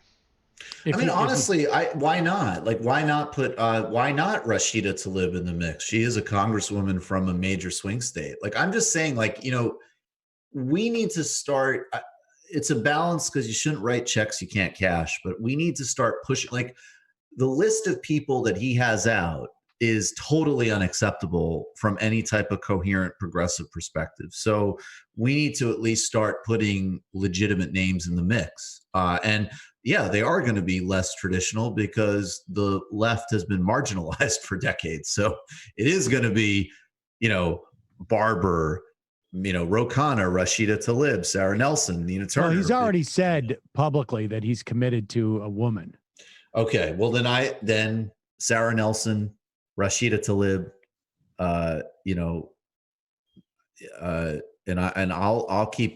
I'll actually come up with, I'll start to try to think. Maybe Deb Haaland. Deb Haaland would be more persuasive to me than certainly any names on the list. Possibly Tammy Baldwin, possibly. Although, it needs to be cleared. It needs to be staffing, and it needs to be actual progressives. And all the names I've heard so far are total non-starters. Klobuchar, Abrams, Harris are no. Klobuchar would be just stunning. I think you'd see Whitmer before you would see Klobuchar. That's also a non-starter, but I think you're right. That wouldn't surprise me. Who the hell knows what these folks think? I don't know. Even beyond ideological disputes, I really don't see they have to be sitting there, Sam, thinking of how to replace Biden with Cuomo right now. I can't imagine that some people aren't thinking that. I think Cuomo is. Cuomo certainly from a 204 area code, but I don't know how they do that either. Calling from a 204 area code. Who's this? Where are you calling from? Hello. Hello. Hello, Sam. Can you hear me? Yeah. Can you hear me? Who's this? Yes, I can. Hi there. This is Nick. I'm calling from Winnipeg. Nick from Winnipeg. Hey there, Sam. Hey, been a long time listener. Never called in before just because never really had much to say, but I've been listening since about 2016 or so, around when the election took place. Okay. You guys were kind of like my first introduction to politics, especially American politics. Sorry. Before that, I was mostly apolitical. But to me, the coronavirus is it's just blown my mind with the Democrats' response. If you told me that in 2016 or during 2016 election that we would be having this crisis at this time, right, in the States, and Trump and the Republicans were calling for literally to kill workers rather than give them money. To be fair, they're calling for killing really retirees for the most part. To be fair, there are certainly some folks working into their 70s, and their 80s, but for the most part, they're talking about we need to sacrifice retirees. It's an unconventional way of doing Simpson Bowls. Exactly. Well, no, it's saving on I guess it is a cut. It is a Social Security cut, but not necessarily in terms of benefits because people won't need those benefits. But yes, it's insane. It is utterly insane. Right now, if I'm Chuck Schumer and Nancy Pelosi or Joe Biden or any Democrat, to me, the president of the United States is named whatever. What's that? Who is that guy? Who's the lieutenant governor from Texas? he becomes the president of the United States, as far as I'm concerned. I would say Barack Obama did this well at the beginning. Dan Patrick, I would say I would be like, Dan Patrick, who is, an important Republican official, that's the way they used to do that Obama is one of the few things that he did that I thought was smart. Early on, he basically elevated Rush Limbaugh. Now, his thinking was like, oh, I'm going to elevate Rush Limbaugh, and it's going to give room to the Republicans. They're all going to run away from him. And he held up Rush Limbaugh as the intellectual pillar of the Republican Party for like the first year, maybe just into like the inauguration. It was, Limbaugh said like, I hope the president fails and this and that, because Barack Obama thought like, oh, this is the way that I separate the elk or whatever is the caribou, and I wound this caribou. And so the rest run off without him. Well, his estimation of who the Republican Party was completely wrong, but it was very smart to tar the entire Republican Party with Rush Limbaugh's stench, because in fact, they're no different. And he should be doing the same. I mean, who's he? Biden, I guess, or Sanders, or, we're going to end up seeing Andrew Cuomo do this. They should be going out there and saying that the Republican Party is calling for, older people to sacrifice themselves, to kill themselves, essentially, to go out and risk their health and our medical system. I mean, because that's the other thing. It's also really impractical. Like, unless all of them decide, like, we're just going to literally give us some Kool-Aid and we're all going to die. And we're just going to do it like that. We're not going to go through the hospital. We're not going to, jam up the system. We're just. There was a guy named Jim Jones. He had a great idea. It was very good for the economy. I mean, honestly, there should be Democrats who are out there on television via Skype basically saying the Republican Party has basically suggested, they should be like, I want to hear this proposal fleshed out. Do we invite them all to get into their cars in their garage and just turn the ignition on and wait? Is that the way we're going to deal with this problem? Do they sign up to sacrifice themselves, or do we have to guess who's going to go? I mean, if we're going to do this and we're going to call for this sacrifice, we should just have everybody, raise their hand and we'll come and get you. And that's it. I mean, you're absolutely right. This is political malpractice, that there isn't more being made of this by the Democratic Party. Mm-hmm. I appreciate the call. Yeah, thanks so much. He's been listening. Guy's been listening to the show. It's good. There is not a single. I keep saying this because I keep trying to emphasize that there are these very serious ideological and policy arguments, but I just can't imagine Bill Clinton not being on TV every day being like, they want seniors to die. Do politics. I don't know if anybody's been watching Trump's press conference, but I will tell you that this is where we see, Preen and I were talking about this on Friday. Those press conferences, if you drop me down from a different planet and I had no idea what was going on, and the first thing, that I would do, take me to your leader. Well, you can't go near him because of the coronavirus, but you can watch him on TV. I would watch that and I would go, this guy's really got a handle on it. I mean, he has now 100%, got it down. 100%. If you watch these press conferences now, he's out there and he is totally gracious. He is so scripted now and is on it because he's seeing the polls and he's realizing this is working. Pretending like I'm actually doing something is working. Yep. And not being contentious is working. And I think there's a lot of reason. This is why you need someone going out there.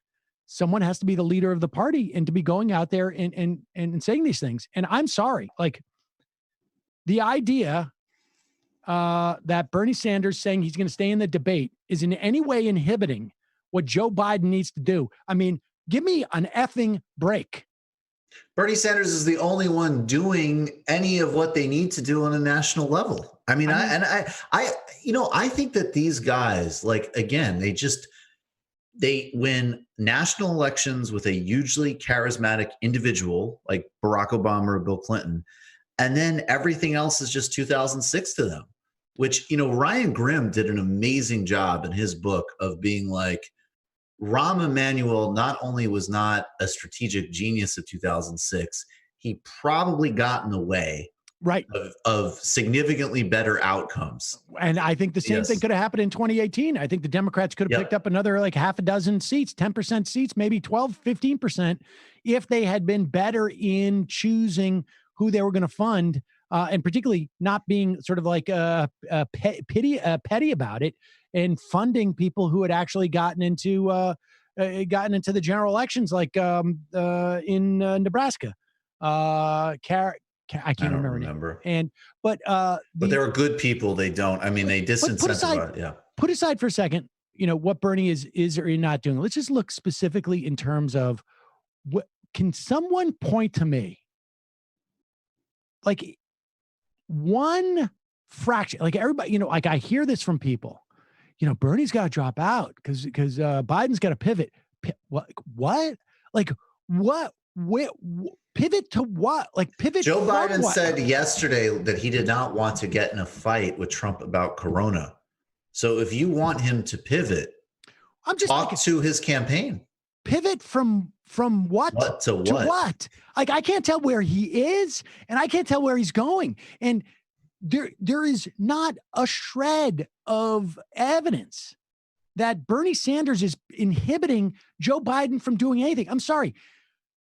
To do a debate is the best thing for Joe Biden right now. I mean, put aside let's just assume that Joe Biden was capable of going to the debate, and I'm going to assume that. It's the only thing that's going to get any attention. Like okay, I get it. They figured out the ultimate production challenge of doing live streaming. Okay. I mean, so difficult. I'm up here and I'm like having to negotiate with my kids to not use the Wi-Fi because I'm up in the boonies. He's sitting in Maryland. He could have a T1 line in that place. He could have fiber. He probably already does. They figured that out. Now what? I mean, he's got to deliver stuff. And if doing a debate gets more eyeballs on him to deliver that, I'm just taking it from his perspective. It's going to give him the opportunity to shine. It's going to give him the opportunity to seem presidential. It's going to give him the opportunity to deliver a message that the American public will hear. Why would you not want that? Well, if I was Joe Biden, I'd be calling Bernie on the phone going like, do me a favor, hang in there just till we have the debate so that we get a little bit of activity here. So that the main story is not Donald Trump going up there telling the American public that he's doing everything right. So we have an opportunity, we have a platform, because I could go and do like an address to the American public, but nobody's going to watch. I'm going to do a primetime address. Like a debate is actually going to get some attention for this guy who's sitting in his basement. And apparently, like, do we have clips of him on let's look at this just on The View. He was on The View. Good for him. But I mean, what have you seen this clip of him on The View? I didn't see the one on The View. I've seen, I think I saw the one with Tapper and a few others where he was on it's just with what's her face, the former Republican on MSNBC. Oh yeah, Wallace, right? Yeah, where he's just like, Donald Trump is I don't know. What? What? I shouldn't say it. Well, it's just, and I gotta say, like, again, weird pull, but like when Tony Blair, before he was prime minister, and it's a different system, but there's no rule to say you can't do this. You could say we're in a completely different time. I'm announcing a shadow cabinet. Well, this is my Well, they did. They said he has Ron Klein. Yeah. But I'm you could I'm just saying, like, you need to come out every single day and say, essentially, here is the government in waitings counter briefing, counter platform. Yes, this is what I called for on Friday. Preen and I were talking about this on Friday, and they should be doing it. And even if it's like, now this is where it gets really complicated, because what you would need in terms of technology for this, Michael, is that you would need Joe Biden to be sitting, let's say, somewhere like here. And then Ron Klain would have to be like somewhere like where you are. Right. And that's almost impossible to do in this day. Yeah, I know. We have very advanced algorithms in the MR labs. Yeah. I mean, I've got a whole team of tech people downstairs. What they're doing is they're now working on, apparently, on how you do this on TikTok. Oh. Yeah. So, all right, let's play this clip of Joe Biden. He is on The View, and, he's in his studio. That is he's got the books back there. I mean, it's a nice thing. It's not exactly the camera angle I would do. I would drop the camera a little bit because it makes him look like he's a little bit diminished. But go ahead. It's not too dissimilar than mine, but I would drop it another inch. But go ahead. Here's Joe Biden. Vice President Biden. This is Sarah Haynes. In Hot Topics, we talked about Trump saying the government would reassess the recommended period for keeping businesses shut and people at home. Are you at all concerned, as Trump said, that we cannot let the cure be worse than the problem itself? We have to take care of the cure. That will make the problem worse no matter what. No matter what. We know what has to be done. We know you have to, you're tired of hearing the phrase, you got to flatten that curve where it's going up like this, people get it and then comes down. We got to flatten that curve. And we got to make sure that once, in fact, we have this under control, it doesn't come back. So we should be focusing on is getting all the help necessary in terms of testing, in terms of access to the gear that our first responders, our doctors, our nurses need in treating people. We should be getting extra beds, hospital beds in the major cities around the country. In the rural areas, I have a map here. I don't want to show you. You can't see it. He accidentally said the cure will make the problem worse. He literally did Trump's point. Well, I mean, totally. And he didn't mean to. Of course he didn't mean to. But the problem is that, like, what people desperately want right now is to feel like there's someone they can trust at the leadership of this. And if the guy can't even articulate what needs to be done in that fashion, it just does not exude confidence. I mean, that's just the bottom line. And to get back to your other point, it's like every time we see him sitting, it's fine for this thing with the View. All right, I get it. But that briefing he gives every day should be him standing up. He should be standing next to a map. He should show one, like, he's supposedly getting a 90-minute briefing every day. He should be able to look at the map, and there should be, I mean, even if it's just like, I mean, look at the theater of this. It's so obvious. There's a hot spot here. There's a hot spot here.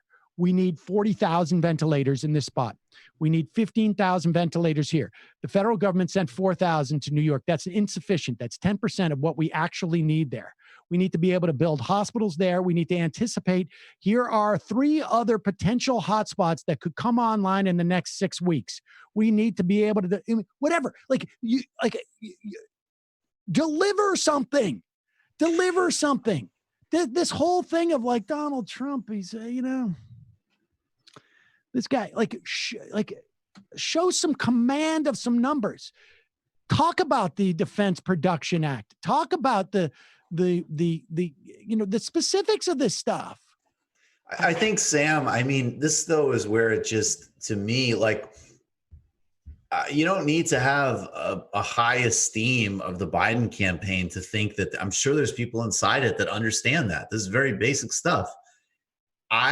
He is not capable of doing this. He's not capable of doing this. He is physically, mentally not capable of doing this, in my estimation. And frankly, I said it as a joke, but that last debate with Bernie was the most sort of conscious he's appeared to me in a year. And now it's like, did they shoot him up with adrenaline and it's wearing off? I mean, I said that flippantly a couple of days ago, and now I'm beginning to legitimately wonder Like, they needed to boost him up for that debate. He seemed more his old self. And now, he is not there. So you know, I don't know what, look, it would be shocking. And maybe I never give the Democratic Party credit, but I cannot believe that they can't be considered. When Alex Wagner has a piece out called "Stay Alive, Joe," that's a friendly piece. It's a friendly piece. That's a Joe Biden sort of supporter saying, we need more than your corporal presence. It's just not going to work. Brendan, should we use that one? That clip that you just pulled? Brendan? Yes, I think it's a good compare and contrast of okay. What's available to Democratic voters. Yeah, let's pull. At the very least, if a debate is helpful, if it gets Joe Biden to sort of project again, like you mentioned in the last debate, Biden came off as much sharper, and I think it's very helpful for whoever the Democratic nominee is to be seen standing up at a podium and being seen as presidential. And right now, what they got going in Biden's house just makes him look like he's not presidential, and he's not out there. And here's a video of Bernie Sanders. He is on MSNBC. He's talking from the rotunda at Capitol Hill. I think like even if they had put a picture of like the rotunda behind Joe Biden, there's some, look, there's just basic stuff, man. This is communications, 101. They're putting him in a place that makes him look like he's a retiree. Like, it looks like they've got him in a location that makes him look like he's a retired professor. Right. Here is Bernie Sanders, and he is he's giving another opportunity to sort of like show, how you can respond to this stuff. Bail out the airline industry, if you're going to bail out tourism, if you're going to bail out hotels, etc., what you have to do is make sure that that money is going to protect working people. And what you're seeing in the United Kingdom, in other countries, is they are saying to employers, if you retain your workers, even if you furlough them, even if they're working from home, they're going to continue to get the paycheck that the government is providing.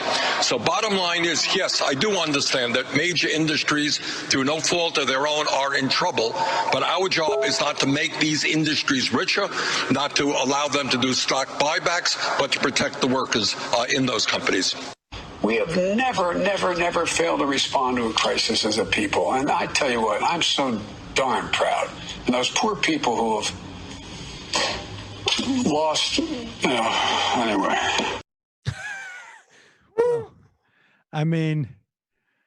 Keep pushing for Bernie, guys. Maybe that can work. But at the very least, like they need to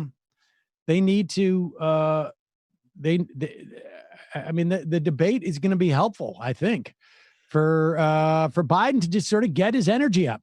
Call him from a 240 area code. Who's this? Where are you calling from? Hey, Sam, this is Vito from Maryland. How you doing? Good. How you doing? Okay. So for me, I think I'm changing my registration from Democrat to Independent. The recent events for me are a little bit too much. I can't really abide a lot of this. I don't really see how there's any way Joe Biden can pull this off. He's not going to get my vote. First of all, I've taken some flack from some friends and other people who try to make, and I tell them, if you can make the case to me why I should vote for Joe Biden, I'm listening. But for me personally, okay, I'm a person. I'm probably around your age. I'm hoping, or I was hoping, to maybe retire in 10 to 15 years. and I'm looking at two candidates that want to cut Social Security and Medicare. So I've got end-stage renal failure, so I really could use Medicare for all. I've got two teenagers who will simultaneously probably be trying to go to college, so I could use, or we could use some type of public college tuition assistance. He's not for that either. They're probably going to have to work their way through college, so maybe a $15. I just don't. He's not offering anything to me. I don't. I can't. I don't see the case for voting for what. I mean, what is it, just take one for the team kind of thing is not. I can't do it anymore. So. Well, let me ask you this. If I lived in let me ask you this. Wisconsin, let me ask you this. I could hold my nose. Well, all right. I mean, if you're going to say, listen, if the argument is that you're in a state where you think he's going to win anyways, and it doesn't matter. All right. I mean, if you think your vote doesn't matter there, then okay, it's irrelevant. If you're saying your vote is irrelevant, then it's irrelevant. Doesn't matter what you're going to do. But I mean, I would say to people who are living in a swing state, and who knows at this point who the nominee is going to be. I think the best guess would be Biden, but stranger things have certainly happened.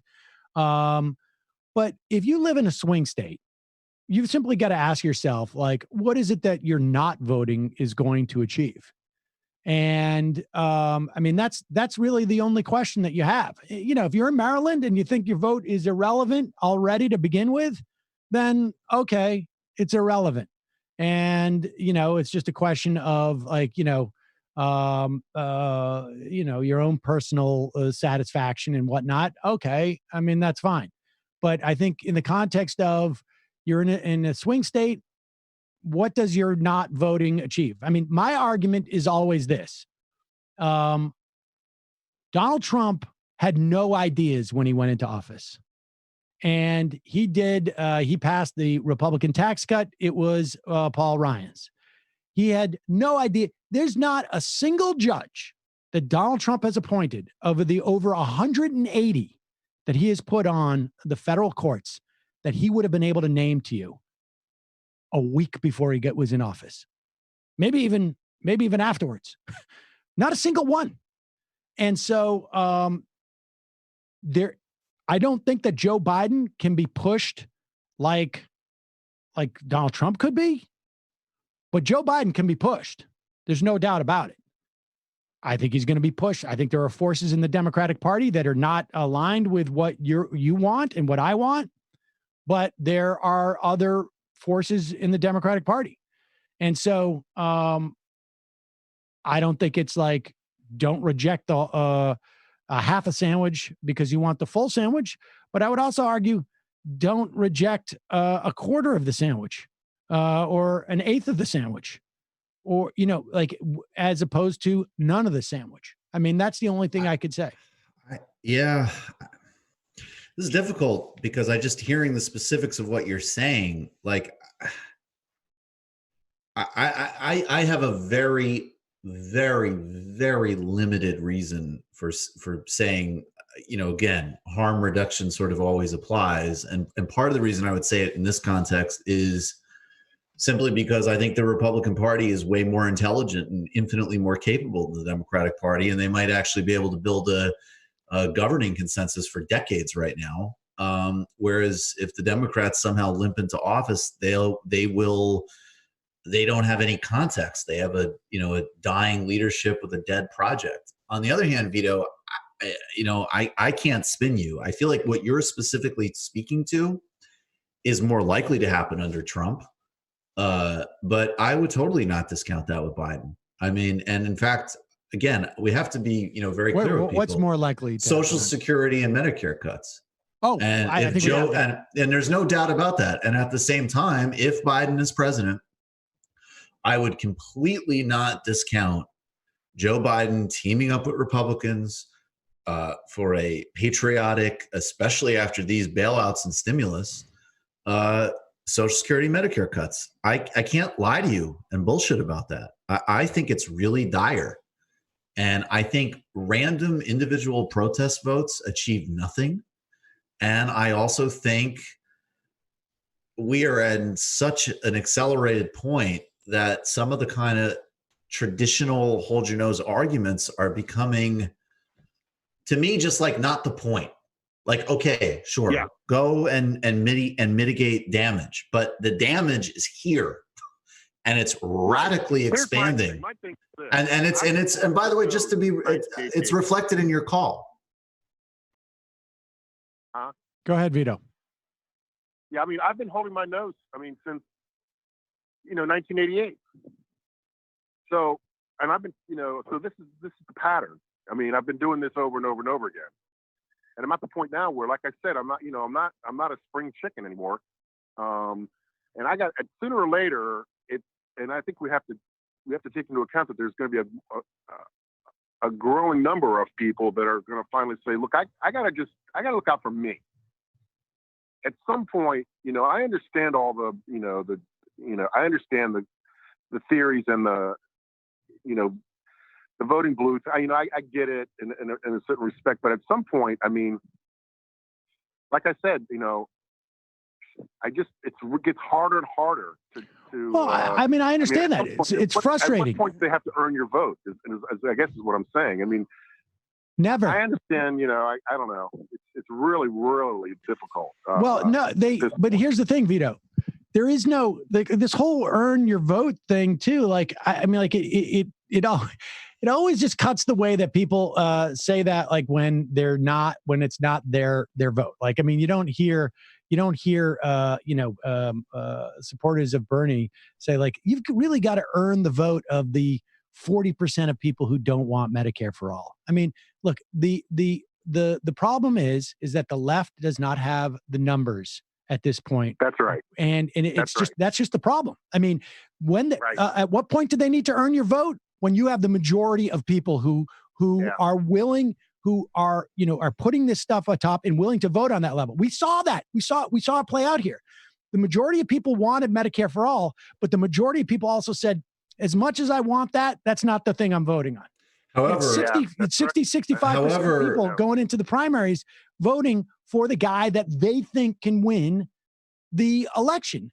And the guy who they ended up picking orchestrated it in a way, did the politics that were necessary to make it look like he was the guy who could win the election, to the point where people had to ignore the fact that the guy can't even put together a sentence. However, that's all true. Yeah.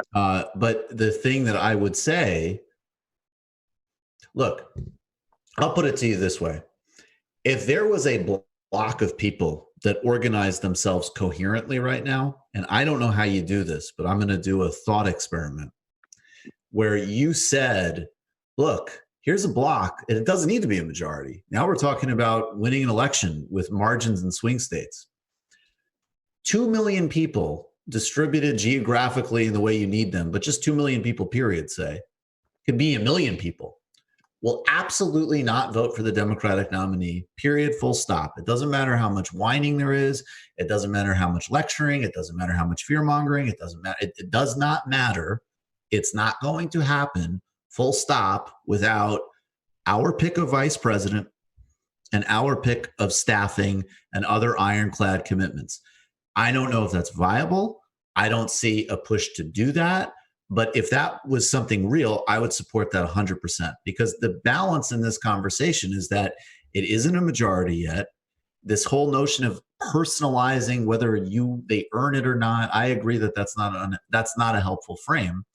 However, the left cannot keep just being the teddy bear of politics, because it is a built-in mechanism that they know you got nowhere to go. And some point there needs to be actual muscle to the threat. That is the other truth. Yeah, I just think it's unavoidable. It's unavoidable, because then if we keep doing this and there isn't a change, not in people voting their conscience or this or that, but actual power, then we're going to keep doing this. And us keeping on doing this is not only wrong, it's not tenable. Like Biden's climate plans are not tenable. There's another choice here, though. The other choice is build enough people who perceive these things as being the most important so they vote for that candidate, because that is much more doable than the idea that you're going to coordinate.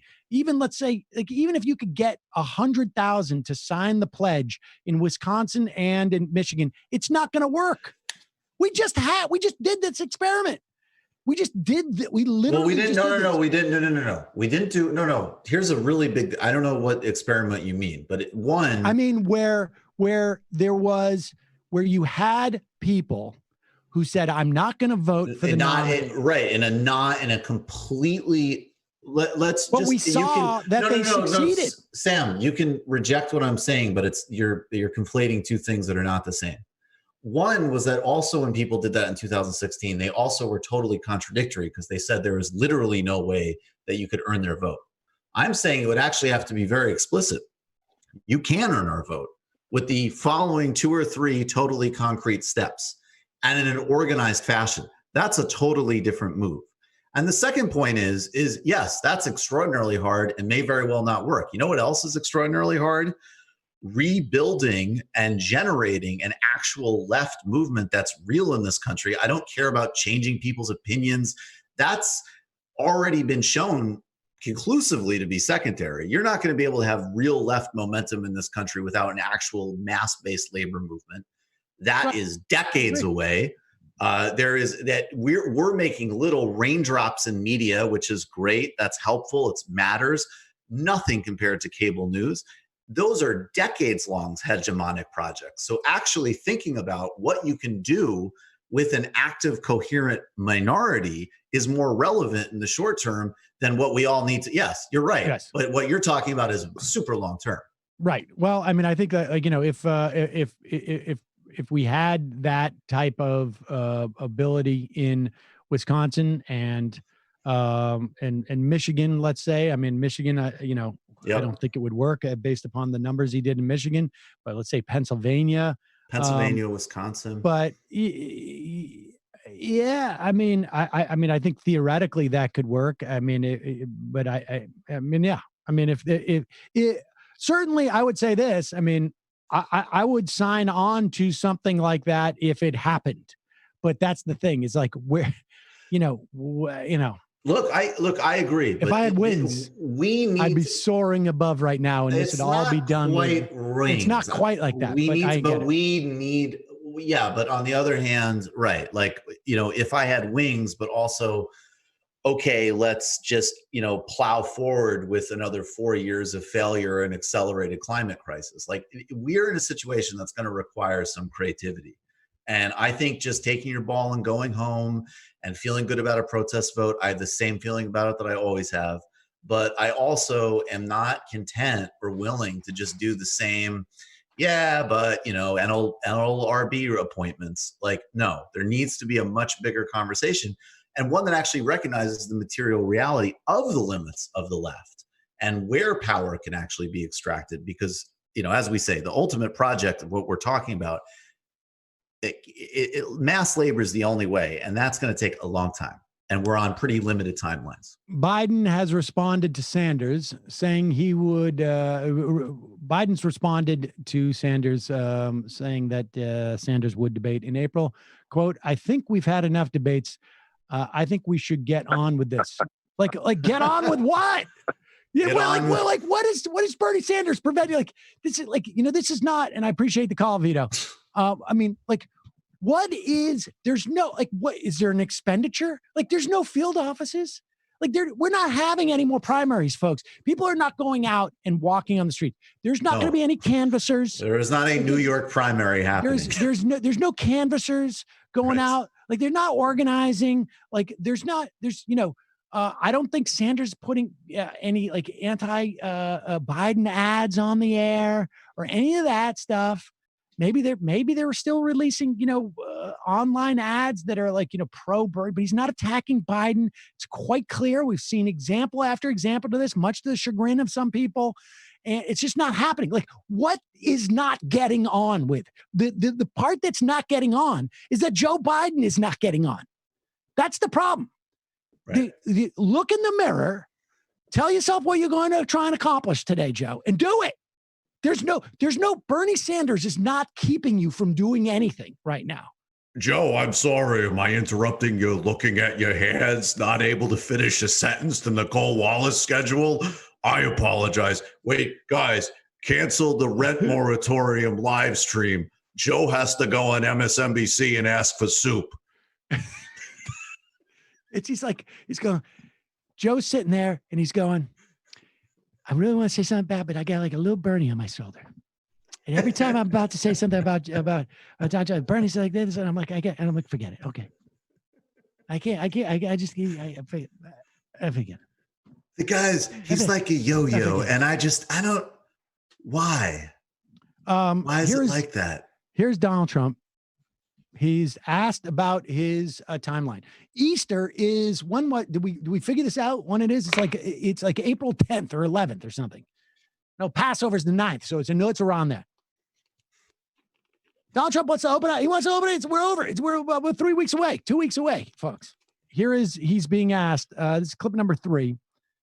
And is this the proper timeline? What would you give this timeline? Would you give this timeline like a 7 or like an 8? Is it a 7? Let's watch this clip.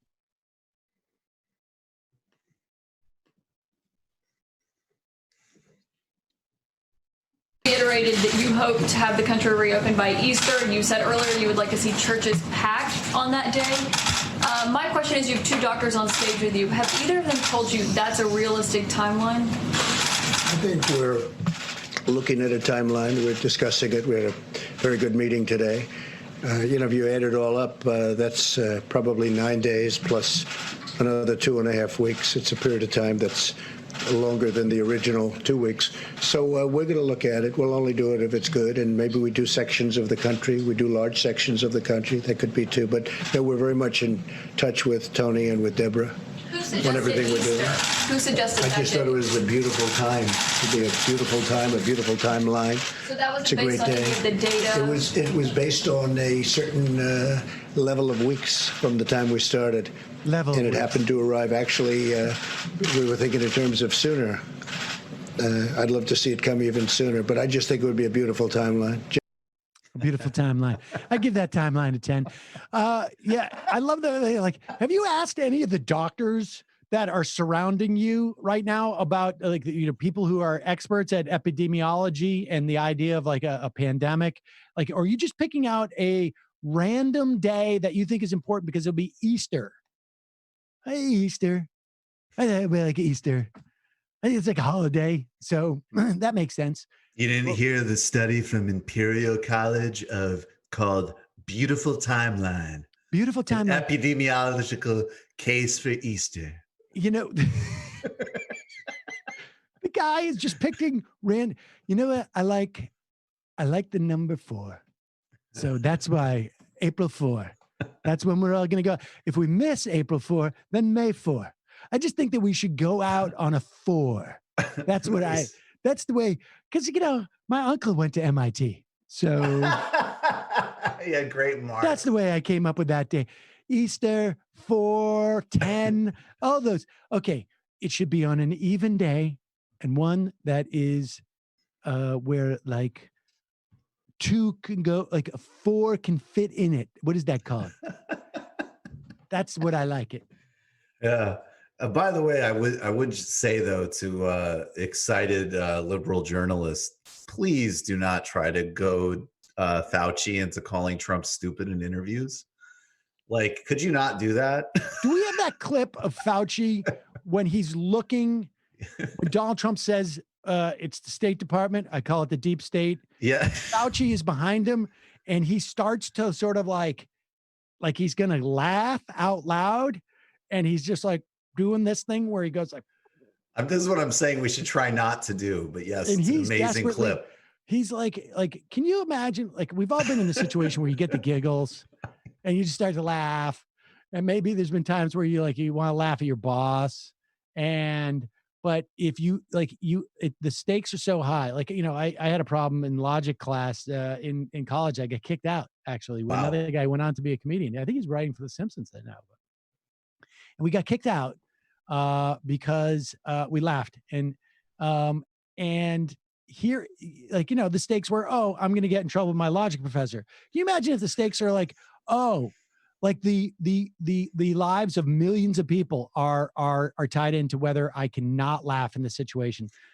Play this clip. Play this clip. This is unbelievable. I was extremely busy, so if you have any question for him right now, could you do that? Because you know what I'd like to do? I'd like him to go back to the State Department, or as they call it, the Deep State Department, if you don't mind. I'd like to have him go back and do his job. So try not to laugh. Yes.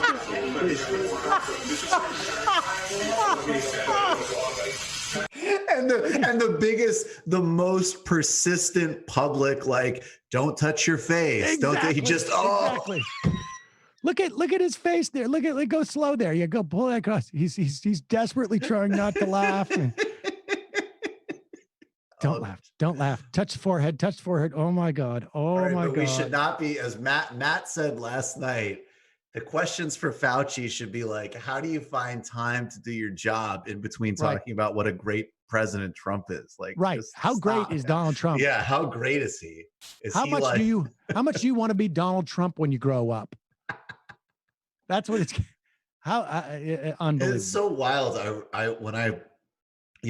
When I first got when I started paying serious attention to this, I remember one of my first thoughts was, oh, of course, like the CDC guy is probably somebody who sold colloidal silver on Alex Jones. And then we found it and it was like, oh, somehow miraculously in this administration, the one guy that apparently has a solid background is in this position. Let's see how long that lasts. Oh, the conservatives attacked the hell out of him. Oh, no, I know. He is attacked relentlessly because apparently he wrote a letter saying that he liked Hillary Clinton at one point. Here is oh, well, now I'll attack him relentlessly. Here is the Fox and Friends.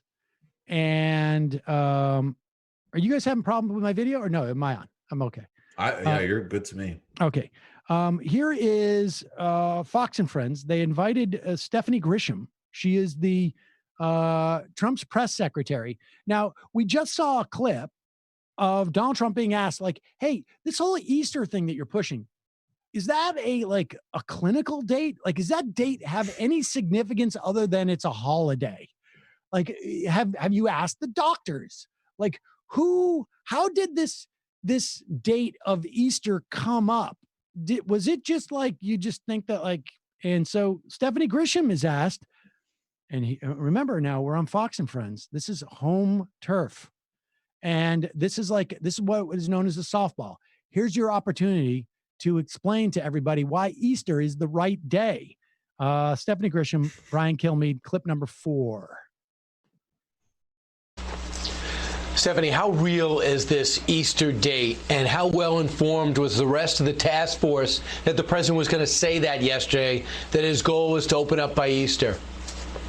I don't know how well informed they were. I think that the president, as he has been doing, is very hopeful and wants to have a message of hope to the American people. I think he would love it if we were opened up for business yesterday. But after the 15 days, when we see the data come in, we'll see where we're at. And I think the president will make his decision now. But he is hopeful. And I will tell you something, as somebody who was just in quarantine for 2 weeks, it's tough. It's tough. And I imagine a lot of people want to try to get out there and get back to work as long as there's social distancing. So we'll see what happens once the 15 days goes past and we've got new data sets. The president listens to his medical team. He listens to Dr. Birx, Dr. Fauci. He listens to his task force. So I think they'll make some recommendations and then he'll make ultimately the final decision. Yeah. And then he also does a little bit of freelancing, apparently. Yeah. Where he's just like, I'm just, I'm going to pick a day. Did I tell the people? No, I threw it out there. They're afraid of deep state Fauci. Deep state Fauci. That's what I call him. Deep state. It doesn't matter.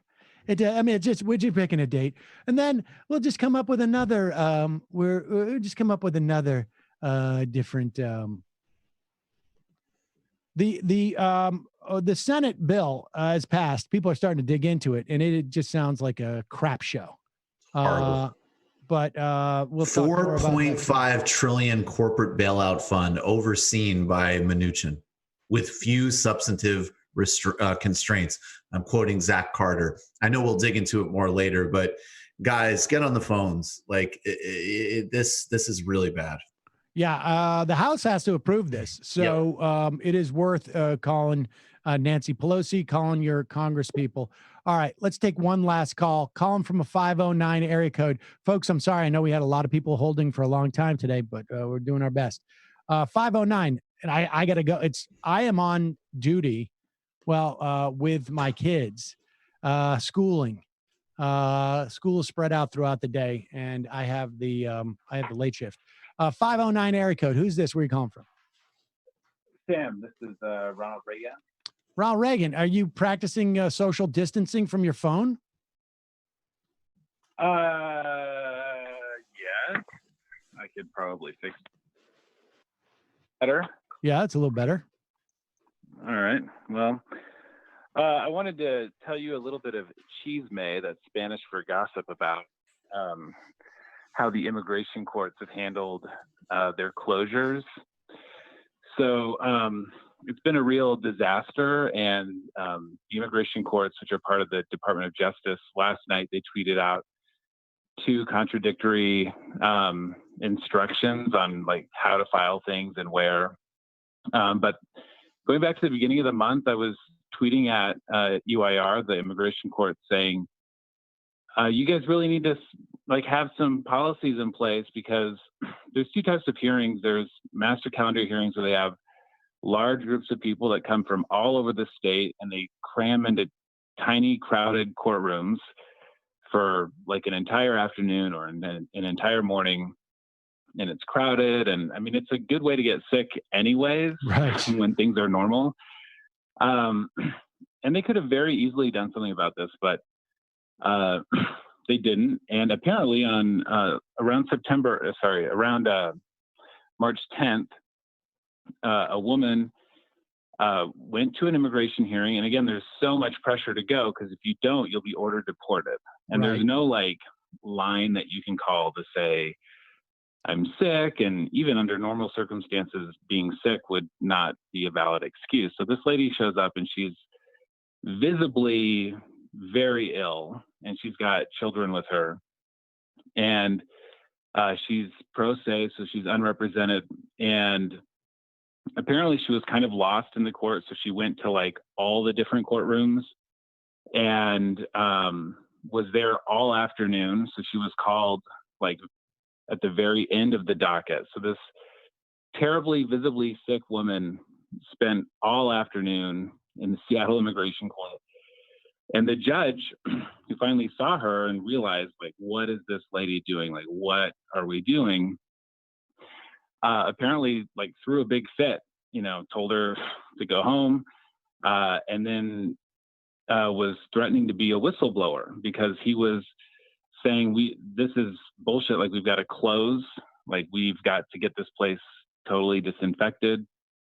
We've got to let people know who are here today. We've got to follow through with this lady to see if she's been tested. And none of that happened. He was getting really, really extreme pushback from the DOJ. They wanted him to be quiet. And apparently it wasn't until he was basically saying, I'm going to be a whistleblower if you don't close the court, that late, I think it was the next day or either that same day, late at night, they tweeted out that the Seattle court alone would be closed the next day, but all the other courts remained open. Oh, you need a separate whistleblower for each freaking court? Well, apparently, and the rollout of sort of closing the courts was really slow. So Seattle had to tweet out again the next night that they would be closed just for an additional day. And again, no information was given out. As far as I know, that woman was still never tested. And the other people that were there that day weren't informed, obviously, because there's no test results to tell people whether or not they might have been exposed. Eventually, they closed the master calendar hearings, the crowded ones, and then eventually, fairly recently, they closed all the non-detained cases. But the immigration court in Tacoma, where people are detained, and in other detention centers, are still moving forward, and it's a complete shit show. Like they're getting different instructions all the time. And the ICE attorneys, which are housed in the same detention center, like their offices are in the same building, they're refusing to go to court. So they're demanding to appear by video teleconference. But they can appear by video conference, but the defendant can't. Right. Well, so they've got it set up to. Well, I mean, the whole thing is just not even. It's a total disaster. And meanwhile, the nature of immigration detainees is that they've served whatever sentence, if they had a sentence at all. They've completed their debt to society through the criminal immigration, the criminal system, and many people don't even have criminal records at all. And they could very easily like go through their roster and release, I mean, at least 3/4 of the people there, people who are not considered dangerous, and put them on ankle monitors or whatever, and they're just refusing. So I've got a client who's high risk. He's got lots of health issues. A judge has already found him not to be a danger to society, but this particular judge thinks he's a flight risk, which is a whole other thing. Well, are you going to go in? I hope you're going in wearing gloves and maybe wear a mask, just to prove the point. They actually are requiring immigration lawyers to bring their own personal protection gear to the detention center for hearings. So we're actually literally required to bring a mask and gloves to the detention center to visit our clients or to go to court. So the whole system is already really dumb, and right now it's being especially dumb. If you have a detention center in your community, this would be a good time to reach out to your senators or your representative about getting everybody released, in my opinion. There are some detainees who are considered level 3. They've got more serious criminal history, but they should all be released, in my opinion. Yeah, it's a real disaster. And it also illustrates, by March 10th, we knew what was happening. I mean, the reaction of this one immigration judge was proof that there was enough information out there. Right. To know, like, we got to stop this. This wasn't like last December and he was like a weirdo or something. And the fact that they've just been slow rolling this stuff. And I just thought I'd pass along that little gossip, but it's pretty terrible. Hang in there, man. I love how Have a nice day. I love how Sam's idea of like, this is how you can show them how ridiculous and disgusting they're being, right, by this sort of act of symbolic protest. It's like, oh no, that's actually part of the requirements. Yeah, exactly. No, that's built in. That's completely baked into the game. Unbelievable. Hang in there, man. Hang in. Oh, he left. All right, folks. That's it for us today. We will see you tomorrow. Who's playing that? Do I play it? It might take all the strength I got to get to where I want, but I know somehow